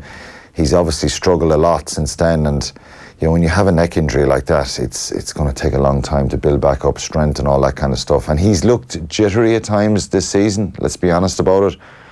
But just to come on last week and to have a moment, a period throughout the game, to get the conversion and control things really well and do a lot of good stuff last week, it'll do him the world of good. So to answer your question, he has the ability to do that, but that was the chart that was up there was let's fling it back up again, that was just pre-Six Nations, Andy Dunn's 10 depth chart.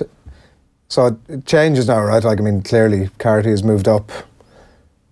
What's your order, pecking order there, Quinn? Well, listen, I think it's hard on Ross Byrne, and I think I didn't expect, and Jack Carty is a superb player and has done really well this year. There's very little between Carty and Byrne now. I think they can, Ross Byrne showed a lot of mettle last week. Carty probably has that bit more a flair and ability to do those little ding kicks and do stuff off the cuff.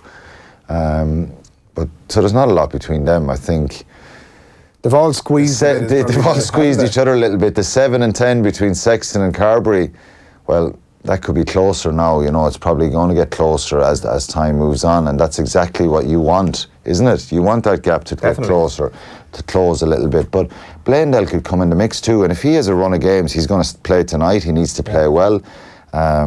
He looks like a real confidence player, that if he gets a bit of belief and confidence going, that he can be a very, very good player. But it goes back to what I always say, and I'm not an expert on fly halves.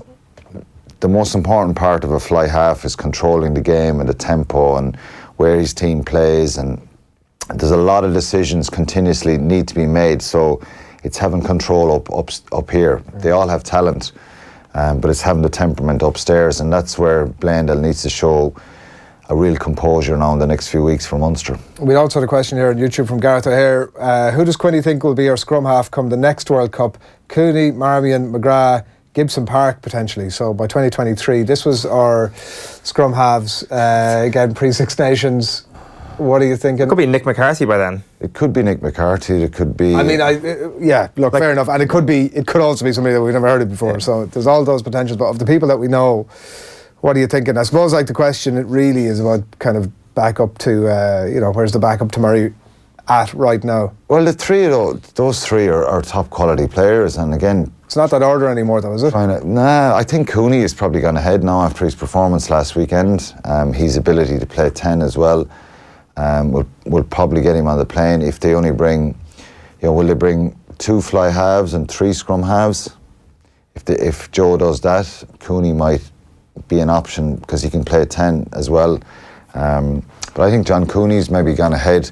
Marmion's been injured, to be fair to him, and Luke McGrath's had an injury as well. So 2023 scrum halves, there's guys can come out of the under-20s and the under-18s. There's you just don't know. But we've been talking about Jack Carty and his performances. The Players Association have made some great rugby minds of the nation when you've got together in a room, and they've knocked out 6 players that they believe are the elite and the public. It's a public vote. Yeah, it was Liam Toland, my good self, and Tommy Bowe sat down, and we tried to kind of formulate a list of players who deserve to be in the for Rugby Players Ireland Supporters Player of the Year. And the shortlist is Jack Carty, James Lowe, Cian Healy, James Ryan, Tadhg Byrne, and Will Addison. Yeah, and I think some people might find it a little bit strange here that there's not, like, the only 2 starters at the moment on the Irish team there, Cian Healy and James Ryan. The other 4 are not starters. And usually when you're going for Player of the Year for Rugby Players Ireland, the awards that are on May the 15th, that you think there's 3 or 4 of these guys are starters on the Irish team, and they're actually playing well in their province as well, and they're having unbelievable consistency throughout the year. But I think Tyke Byrne has been really good for Munster.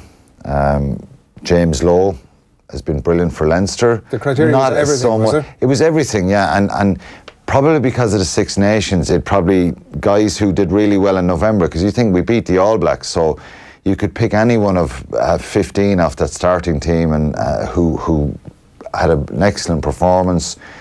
You know, Stockdale was brilliant, Sexton was brilliant. There was a lot of brilliant performances right across the board, Josh van der Fleer. But then when you go to Six Nations, you've got to take that into consideration, the former players. So it brought provincial players right back in the mix and their consistency.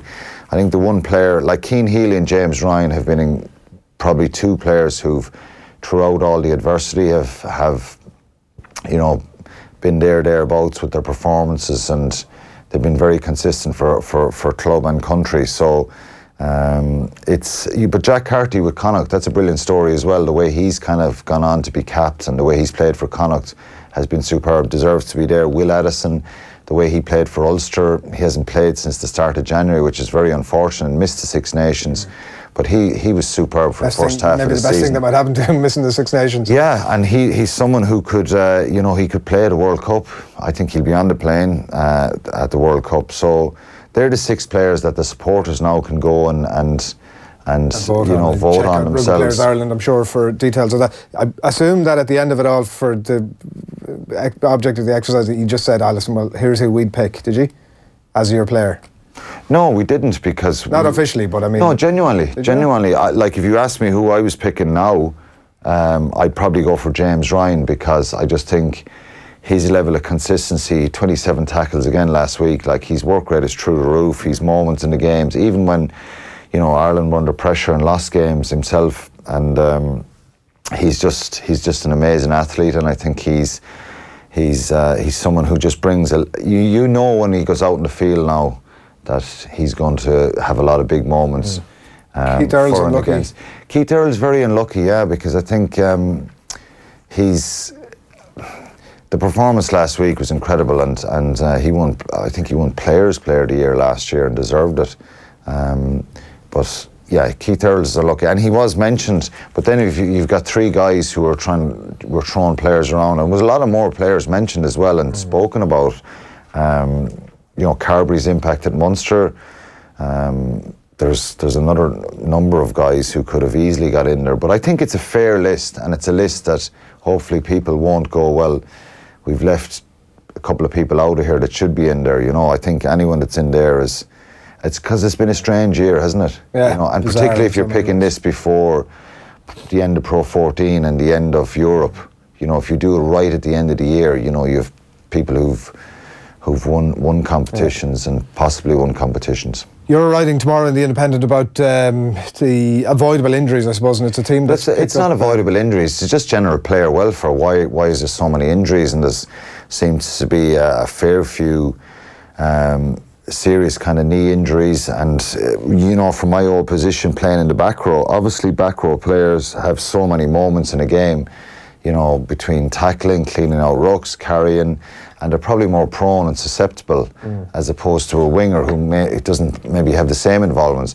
I think the way the modern game is gone, there's so much more emphasis and so many more involvements for everybody right across the board. Gone is the day that the prop just had to lock out his scrum, lift in the line out and make a few tackles.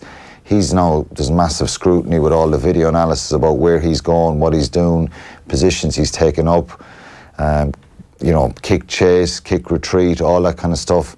So players are moving constantly, and if you've so many people moving and and obviously with the collisions, then you know we're seeing a trend of a few serious injuries. And the Wild West is what Ben Ryan, is the former famous Fiji Sevens coach, is describing the breakdown as. Saying that Leavy was clearly caught by someone who was off his feet, in from the side, no control of his momentum. Josh van der Fleer as well has been talking this morning about the exposure of the poacher. There's work to be done, obviously, in that area. Yeah, and look, it's continuous movement. Rugby isn't a game that you can go every 4 years. Well, we'll review where we're at, because there's always stuff cropping up around the HIAs, the head injuries. Is it unsafe for poachers now in that instance? I think it needs to be policed better. And there's always a kind of a trend where we go to some area that it's really stringently policed for a little while and then it's totally relaxed off. Is that because it gets fixed or just because it just kind of goes, well, it's kind of, at times, it just, there's not as much emphasis put on it and it's kind of like, well, we've addressed that and it's fine, and then it kind of creeps back into some of the old stuff that happens.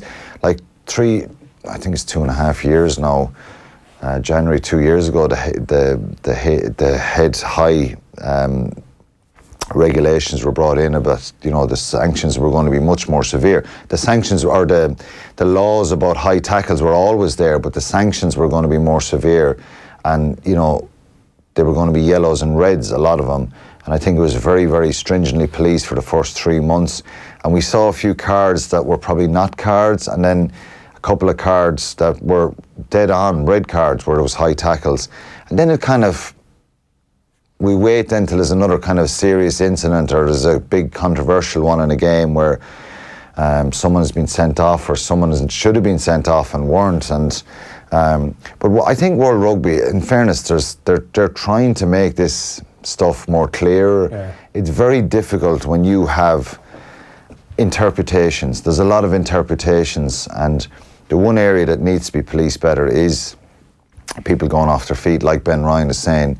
Side entries, there's so many side entries in a game now in rucks, and that's where the real danger is. If you're coming straight in and you're not shooting downwards on top of someone's back of their neck when they're cleaning, you've got to get in a low position and go straight through, and you know, in a straight movement, it's hard to do that. But it's the side entries. You know, when we see legs being picked up and bodies being twisted, it's that stuff you don't want to see. And there's too much side entries going on and people diving off their feet. You watch back the Leavy incident. And coincidentally, the one Ben Ryan is talking about there, he's in no control, he's diving off his feet, he's saying it's Vian Herbst. He's actually not kind of intentionally diving off his feet. Scott Fardy's at the side of the ruck and he's coming in, he's coming from a side angle and he does enter at the side of the ruck, which again, if it's policed better, so I agree 100% with Ben Ryan that if he comes right in over the ball, he's not going to have that collision. But he tries to he looks to see, is Fardy going to be a threat on the ball, trying to poach it, and he goes for him and Fardy kind of steps out a bit, so he slips on the inside of him. And then all his body weight slips on Dan Levy's leg, who's about to start the poach, and the leg collapses inwards. So, but his point is very, very right that but I understand, it's so hard for referees, like when you're watching a ruck and there's bodies coming in, unless there's really obvious ones, they need more help from the assistant referees. And if we have people and you get to a situation where you've got to really, because the law states that you can't dive off your feet and you've got to come in at the square at the back of the ruck, it's the side entries that are, and the passive side entries where you kind of moving someone are not the major problem, but it's the side entries where people are flying off their feet. Yeah, destabilising. You know, the collisions, there's always going to be collisions, but I think it's something that needs to be monitored and policed a bit better. I see Israel Dag has had to retire as well, just 30 years of age, obviously a phenomenal player in his heyday who maybe breaks it and quite goes away. Going to stay on with the Crusaders, so we're working with Rog in some sort of off-field role with them, it seems, but got to the point where he was hardly able to walk, it seems. Yeah, and that's the risk you take, you know, when you play a collision sport like that, so, and it's physical, so it's sad to see that. I saw it in my time over the years with Munster, Dennis Leamy, hip replacement, Ian Dowling, hip replacement, you know, the knee injuries I had, the shoulder injuries, they're part and parcel of it, and you don't want to scaremonger or frighten people, but it's sad when you see players having to go out like that. He was a great player, but it happens in all sports. How good was he? He was so evasive and kind of, he was one of these guys who was kind of the baseball cap, a kind of a Zebo type player, that X Factor stuff, where, you know, he's totally chilled off, the baggy clothes and the hoodie, and you meet him off the field, and then on the field he just had this brilliant ability to glide through the air and step people, and he was superb for him, you know, to play 66 times for the All Blacks, and maybe he would have played a little bit more if he wasn't as relaxed off the field, if you like, but he had natural talent. To you know, brilliant natural talent, superb player. Right. That's an interesting point. We might come back to it again. No, I mean, relaxed. He wasn't that. I wouldn't say he was the most intensive guy that was killed himself in training. You know what I mean? He was always in great shape and that, and looked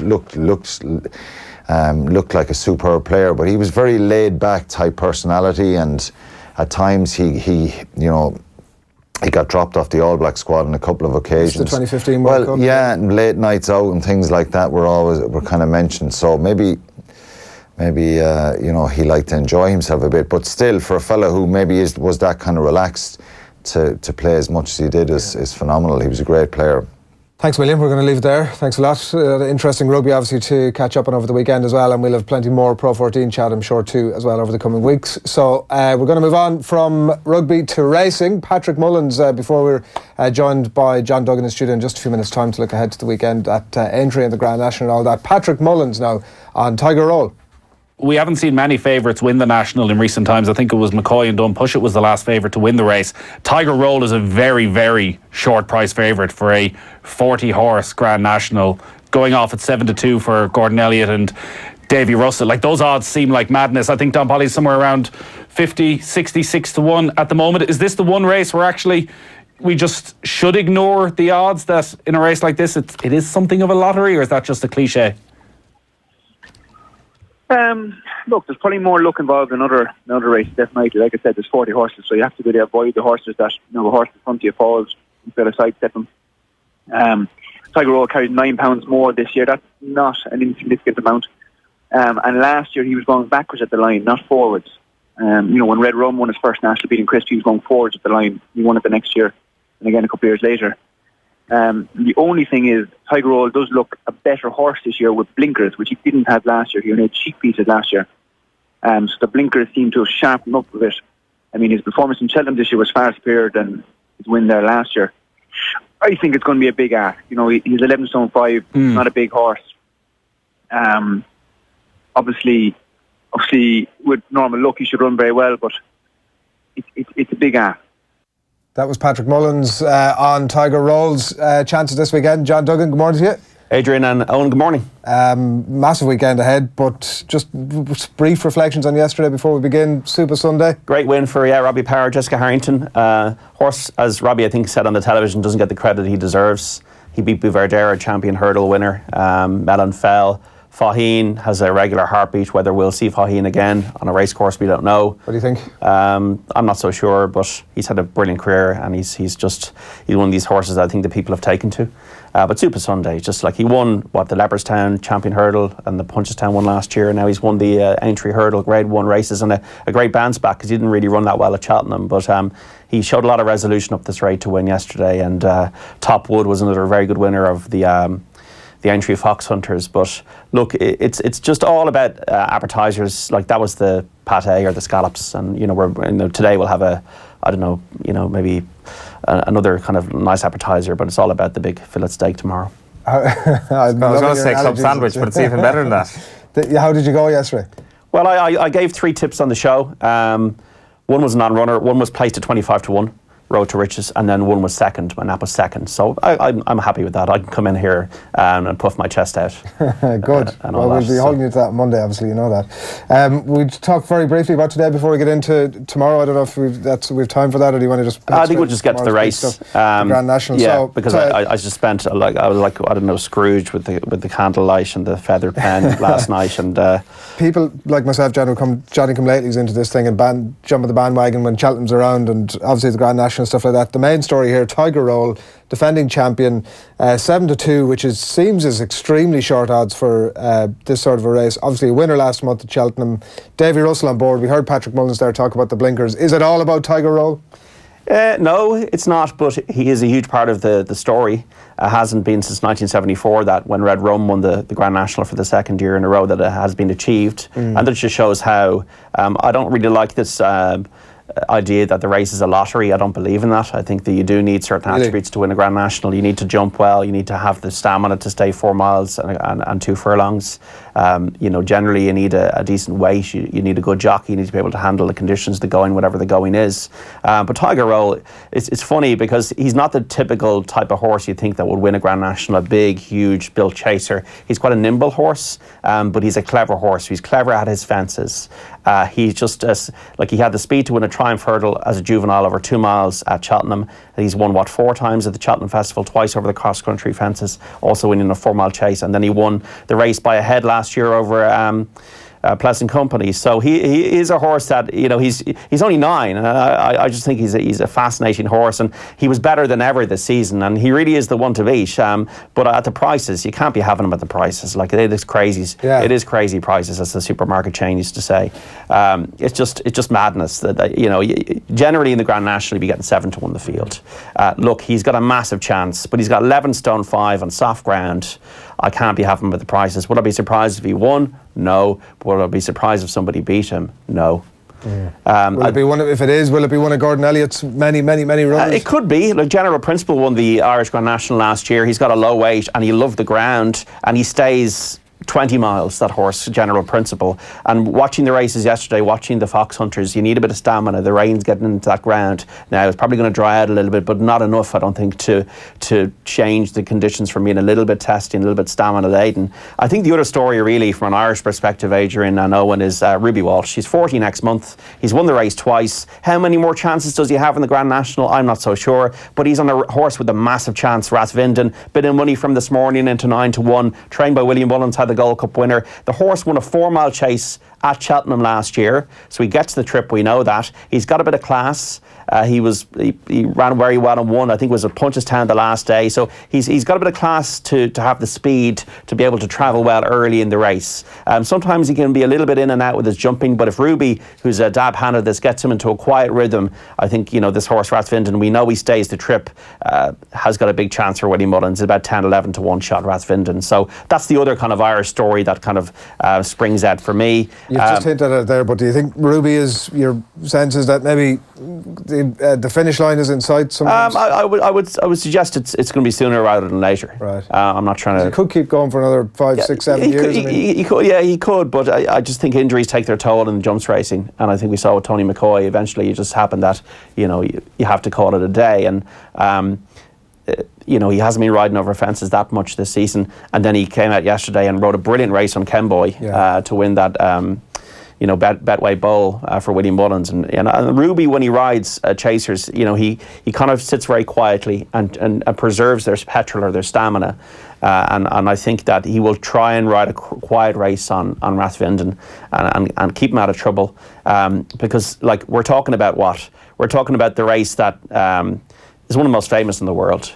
It's 40 runners, it's 30 fences. You got some famous fences like the Chair, like Beecher's Brook. The fences are not as punishing as they used to be because of welfare issues, but they still take jumping, and you get trouble in running. You get horses brought down.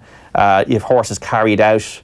I remember Tony McCoy on I think it was Clan Royal a few years ago was just carried out, and then in 2001 nearly half the field were taken out in heavy ground, and there was only 2 finishers. So it's a race that does create drama, creates stories. It's got great stories back to Red Rum, Alden Eatey, Papillon for Ted Walsh, Ruby Walsh. That was that kind of Ruby Walsh kind of burst onto the scene with that. Bobby Joe for Paul Carberry and his father as well. So I think it's a great race, the Grand National, and I think that it was one of those races when I was small, when I was young, because I was into racing through my father and that, I would actually get nervous a few minutes before the start of the race because I thought this is such a big deal. And Peter Sullivan was one of the best commentators we've ever seen in sport, was able to capture the magnitude of what this great race is. And look, if you're looking to have the winner, savour it, because it's not often you do pick the winner of the Grand National, whether through a sweepstake or through your own judgment. Where's your money going? Lakeview Lad, okay? Did you hear that? That horse is about 14 to 1, solid in the market. This is an improving horse. You've got to jump well in the Grand National, whether you're lucky or unlucky in running with horses running in front of you. This horse is a very good jumper. He will stay the trip. I'm no doubt about that. He was third, staying on well under top weight at Cheltenham in a handicap chase at the festival. He's won 2 big chases at Newcastle and Wetherby this season. 11 stone 1 is, I think, a fair enough weight. I think Lakeview Lad, don't know if he'll win, but I definitely think he's got a big chance of making the frame. There's a really good thing if anybody wants to watch. It's on YouTube. Channel 4 did it a couple of years ago. The jockey cam of the Grand National. Many Clouds won it with Leighton Aspel a couple of years ago. I think it was 15 or 16. And I think it was 16. And it was 15. Sorry, I'm digressing. You're actually running the race as the jockey. So this is the guy who actually won the Grand National. So you see, and it kind of cuts to him early on, jumping the first few fences on the inside. And what you see on the TV screen does not look like the way he's, riding it, because first of all, you don't really hear anything when you're watching TV. You're hearing the commentary, you're hearing the cameras on the fences. It's very quiet, it's very silent, and you're seeing horses in front of him like falling, slithering down to the ground, and then you see him in front, and he doesn't know what's behind him. And it's fascinating, and he might take a peek or whatever, but then you see him getting to grips with the horse, rousting the horse down the famous elbow at Aintree, and it's you can even feel the jockey knowing that he's about to win the Grand National, and then he crosses the line and then he wins it. Fantastic spectacle. It is a fantastic spectacle. Just hope that everybody gets around it safely. Obviously, well, that's it. We don't want any casualties, any fatalities.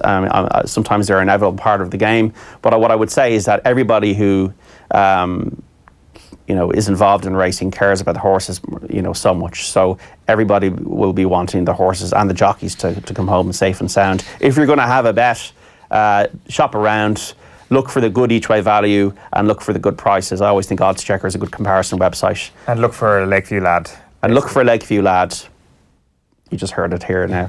I won't be coming back if he doesn't win. But look, this horse. It'll be Monday, John. We've all forgotten. We'll be all looking ahead to the Masters then. So. And is that like how you walk into the bookies with the hands up, Lakeview Lad, and they're like, no problem, John? No, with this new world, I generally tend to look online now, and I'd be generally betting online. But it's a long time since I've actually gone to a bookies and put cash actually over the counter. It's a great feeling.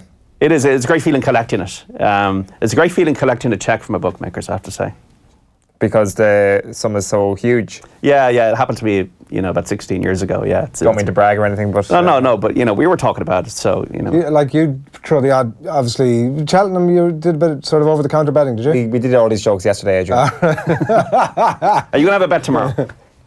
The enthusiasm with which you shouted Lakeview Lad means that I'll probably have a bet tomorrow. Each way, it's got to be each way. For the benefit of the people who weren't tuned in yesterday, what were the jokes yesterday about the? Just haven't eaten in a month, can't afford. Didn't listen to me effectively. No, didn't listen to me. From what I understand, this didn't actually happen on. So, do you want to sort of you wrote something down on a slip, handed it over the bookies, but you'd sweaty palms or something, and what happened? Oh, sorry, I got told off at the bookies during Cheltenham, John. You got told off? Yeah. The lady behind the counter shouted at me. Why? Because I walked up with a bet slip and it was like whatever horse it was, each way at whatever 12 to 1, and then I put in total stake €10, and she was like, "Is that €10 each way, or is it? You mean €5 each way? €10 total stake?" And I'm like, "Yeah, well, obviously it's €10 total stake." And she was like, "You have to write that on the slip." She shouted at me, and I was like, "I'm never coming back here." Okay. So I went to different bookies every other day. Okay. Just see you looking behind you. Never been more intimidated in my life. Okay, right, okay. Well, you need to back Lakeview Lad each way. That's a win and a place bet. So 5 each way will make it 10. Good stuff, Thank John. you for that. Thanks, okay. I've never been mansplained to before, but it's just happened. Thanks, Bill. John. All right, guys. On whatever you're up to. We didn't quite manage to get out earlier on for the weekend. I'll watch the Grand National, and then after Lakeview Lad wins, I'll watch it again and again and again. And will you be in on Monday? You're coming in this Monday, are you? Yeah, why? No, just Next you took Monday. last Monday off because you thought Kerry were going to win the league, and then No, I literally said Kerry were going to win the league this day last No, week. I know you said that outwardly, but everybody understood that you meant something else. Are you calling me a liar? You tickled the belly. That was what we said earlier on. You tickled the little Mayo belly, and we're They like, tickled their own belly all week. Oh, now we're getting to the truth of it. Too much tickling? I don't know. It depends. Are they still bleary-eyed this morning? You're If so, saying then too much yes, way tickling. too much You're saying tickling. way too I'm much. sure they were bleary-eyed Tuesday morning. Then after that, it was back to the hard work. But congratulations to them. Greatest day since '51. He doesn't mean a word of it. Thanks, William. Cheers, John. Thanks a lot. And thanks to the production team as well. To Tommy for putting everything together. That's all from us on OTBAM this morning. Almost all from us. Stay put for the minute, though. Listen back to the full show on podcast. You can put up, we'll have the full 30-minute Donal O'Neill interview as well coming your way. Tonight, there's Aidan O'Brien on Friday Night Racing. That should be worth tuning in for. The crappy quiz as well. And plenty of football as well. Liverpool against Southampton in the Premier League tonight too, and a busy weekend as well. Live on Off the Ball on News Talk Saturday and Sunday from 1 o'clock. So that's all coming your way. But before that, we're going to leave you with part 2 of our chat with Donal O'Neill, in conversation with the founder of the GPA and turned filmmaker. He has a new production. It's been created in partnership with the Irish Heart Disease Awareness. They've screened all 48 players from the 1991 All-Ireland final between Down and Meath for heart disease. The results were shocking. From the 48 players screened, only 20%, nearly 20%, were diagnosed with heart problems. So we'll let Donal take it away. Here's Extra Time.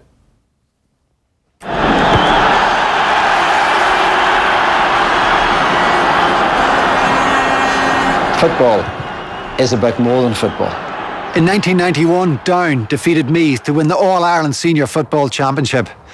It was a battle royal that day. We've gathered these two great squads together again. But this time, it's the game of their lives. This is Extra Time. The moment has finally arrived, the climax of the football year. It was a very, very good Meath team with a lot of good players. Probably hasn't been a better team that's come out of Leinster for a long, long, long time. We ran into a Down team in 1991. Probably the most skillful of that era I can remember was that Down team. Pete McGrath told us when you go out, take a good look around you and take in everything in the stand and then close your horizon down to the perimeter of the field because that's your arena for the next 70 minutes. Alright, so you've just been watching some of Extra Time. It's a brand new documentary from documentary maker Donal O'Neill, who you might remember as the co-founder as well of the Gaelic Players Association. And I'm delighted to say that live from Newry this morning, not South Africa, it's Donal O'Neill. How are you, Donal? Oh, I'm fantastic. Thanks for having me. So talk to us about Extra Time. Where did the idea for this documentary come from? Well, I suppose the original seed of my involvement would have been back in 2010 when my own father suffered a heart attack. Kevin, he played in the Down teams of 60-61, and I went on a journey to investigate health, human performance, and in particular heart health. And I've made several documentaries and written a book with a cardiologist in the UK recently. So for several years I've been on this path, and about a year and a half ago, an Irish philanthropist, one of our most successful global businessmen, David Bobbitt, his company is H&K International. David contacted me, invited me to dinner in Dublin and asked me was there anything that he could help me with. And this idea came to mind because, funny enough, Paddy O'Rourke, the Down captain from the 1991 team, who lifted the Sam Maguire, Paddy had contacted me not long before that to say that he enjoyed what I was doing and is there anything he could help me with. So we really put two and two together, and I went back to Paddy and said, could you help us round up those Meath boys, and why don't we do a replay of the 1991 final and raise awareness for heart disease in Ireland. And David Bobbitt had undertaken the scan that you see the players take in Extra Time, and it saved his life 10 years ago. It's an absolutely remarkable piece of prognostic technology that's now readily available in Ireland, thankfully.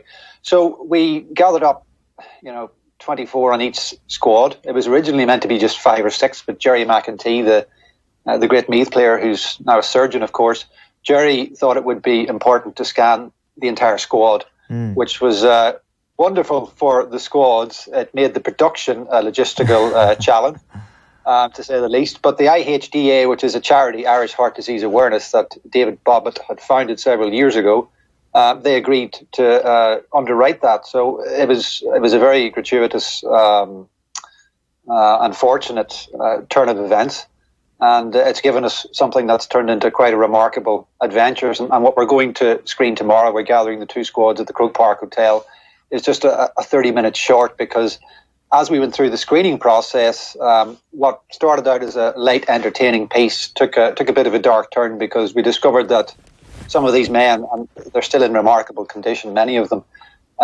despite that fact, their arteries were showing some fairly serious incidences of degradation in some cases. So we've ended up with two pieces, a 30-minute, parochial GAA 90s feeling piece that will appeal to anybody who's probably middle-aged and remembers the game. And even if you don't, it'll be great to look back and see, Linden, McCartan, Flynn, and see these boys in their pomp and what football used to look like back in that era. So I think it'll be very enjoyable for any GAA fans, but it also carries a serious message, and that is a message that the IHD have been working very hard to get out, and that's know your score, because the calcium scan we get done for the players shows up arterial damage in the arteries, just like you would see in an X-ray or a mammogram. So it's very revealing. It's quite easy to get it done, costs about €200. And in the course of doing what we're doing, we've certainly saved more than one life between these two squads. How many people of the two teams showed up to actually have some sort of negative results in that heart screening scan?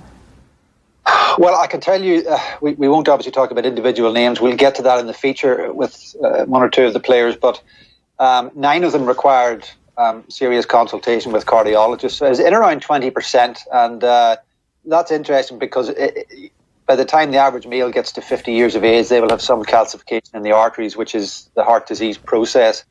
But you don't expect it. When you see these icons of yesteryear, you kind of expect them to stay that way. They're young forever and all of that. But we know that players go on to develop the diseases that the rest of us develop. And of course, Down lost the great Ambrose Rogers at 39 years of age. Gary Mason, the great wing half forward, had already had a heart attack. We couldn't scan Gary because that ruled him out. And these things happen, and when we hear of GAA players, retired GAA players dying young, we don't really discuss why or what could be done about it. So we just felt that if we're losing the population of Hill 16 or the equivalent thereof every year to heart disease, maybe by gathering these icons of the past and letting men see that, if Mick Lyons is presenting for that test or Mickey Linden, maybe I should get it done. And that's the simple message. Just know your score, get the information, and then move forward with that information with your medical advisors. Was there a common theme at all within the 20% of why these results were showing up? Was it a lack of exercise? Was it diet? Or what was there a common thread? Well, I can tell you, again, without revealing names, we will get to that in the feature, but one of the players who would have been in the top 1% fitness profile, cardiovascular fitness for his age, his arteries were in the bottom 1%. Right. So what we're seeing is, and people need to understand that, the heart as a piece of machinery is one thing, but the process that we're looking to identify is really arterial damage, and this is a disease of the soft tissues. And we found disease in men that, well, to be honest, I was that shocked that I stood back from the production for 1 week. I didn't quite know what to do with the information. We didn't expect to see it. It was meant to be a light, entertaining, nostalgic piece, and it took quite a dark turn. So on the one hand, it's good to have identified, players that otherwise would have just wandered through life thinking they're flying fit because they are, but yet beneath the bonnet, heart disease was stalking them very, very aggressively without their knowing. And that's the key thing. There may be no symptoms until you've had the heart attack. Yeah, it's very interesting. Is there any coincidence here that there may be a higher number amongst GAA players or sports people who kind of play at an amateur level, and I don't know, maybe the kind of routine of it wouldn't be as professional as, say, it would be in soccer and rugby? Is there any evidence at all that might suggest that this could be a little bit of a higher percentage within GAA and particularly former GAA players? That's a great question, Owen. The answer is probably not. We've got Professor Tim Noakes, probably the greatest endurance sports scientist of this or any era, is now very interested in the results that we found. Equally, Dr. Peter Berkner, the great Australian sports medic, because it's very unusual to see asymptomatic middle-aged men, meaning they're not displaying any symptoms of anything, present for these scans. The radiologists were stunned at what they were seeing. So the correlation between fitness and arterial health is not clear-cut at all. There does seem to be a case that some elite sportsmen and athletes who would have trained to the extent of some of these men, that may not be just beneficial for each and everybody. And the bottom line is you've got to really get under the bonnet in your own body, know your score, and take your options and your advice from there, because there just aren't any guarantees. You know, we talk about heart disease and heart conditions, but this is just the human condition. You don't know where you are until you've had this scan when it comes to arterial health. Yeah, we've heard about Noakes actually before. He's a teacher of Ross Tucker, who we'd often have on the show here. Someone we should definitely get on the show at some future point. Like, just to kind of to finish up on this, like, it's hopefully going to kickstart a bit of a discussion, because as you say, these men who you would have thought you would have been in fairly good nick go for the scan because of your work that you're doing, and ultimately they may not have done this anyway, so it's a shock for them, but I guess a more positive shock, if you can put it like that. But also, just the last time I can remember reading something about this was Sean Kavanagh's book last year, when he said after Cormac McAnallen's death that Mickey Hart got everybody down to Dublin and they all did scans in their heart at the time, and even then there was a couple of results that were a little bit surprising. So it's not just former GAA players who may not be exercising as much and not eating as well as they were during their playing days. It's also current players very much in the crosshairs here as well. Well, I think we all remember when Cormac left us, and the initiative that followed that was very progressive. I mean, what I'd like to see, and it's hard sometimes not to put the old GPA hat on, even though it's been a long, long time ago. You know, I stood back from this and thought, wouldn't it be wonderful if the GAA had a fund to provide a CSC scan for every former inter-county player when they reach 45 years of age, because we're now scanning them on the way in. Why don't we, do our best to protect these men and just as a tip of the hat, give them that information at age 45, which is when the average man should be presenting for this scan. And it's so beneficial. It's non-invasive. It takes 5 minutes, and it's something that could easily be rolled out. We use the Affidea clinic down in Naas. You can get it done in the Blackrock Clinic and many other centres around the country, the Ulster Independent Clinic in Belfast.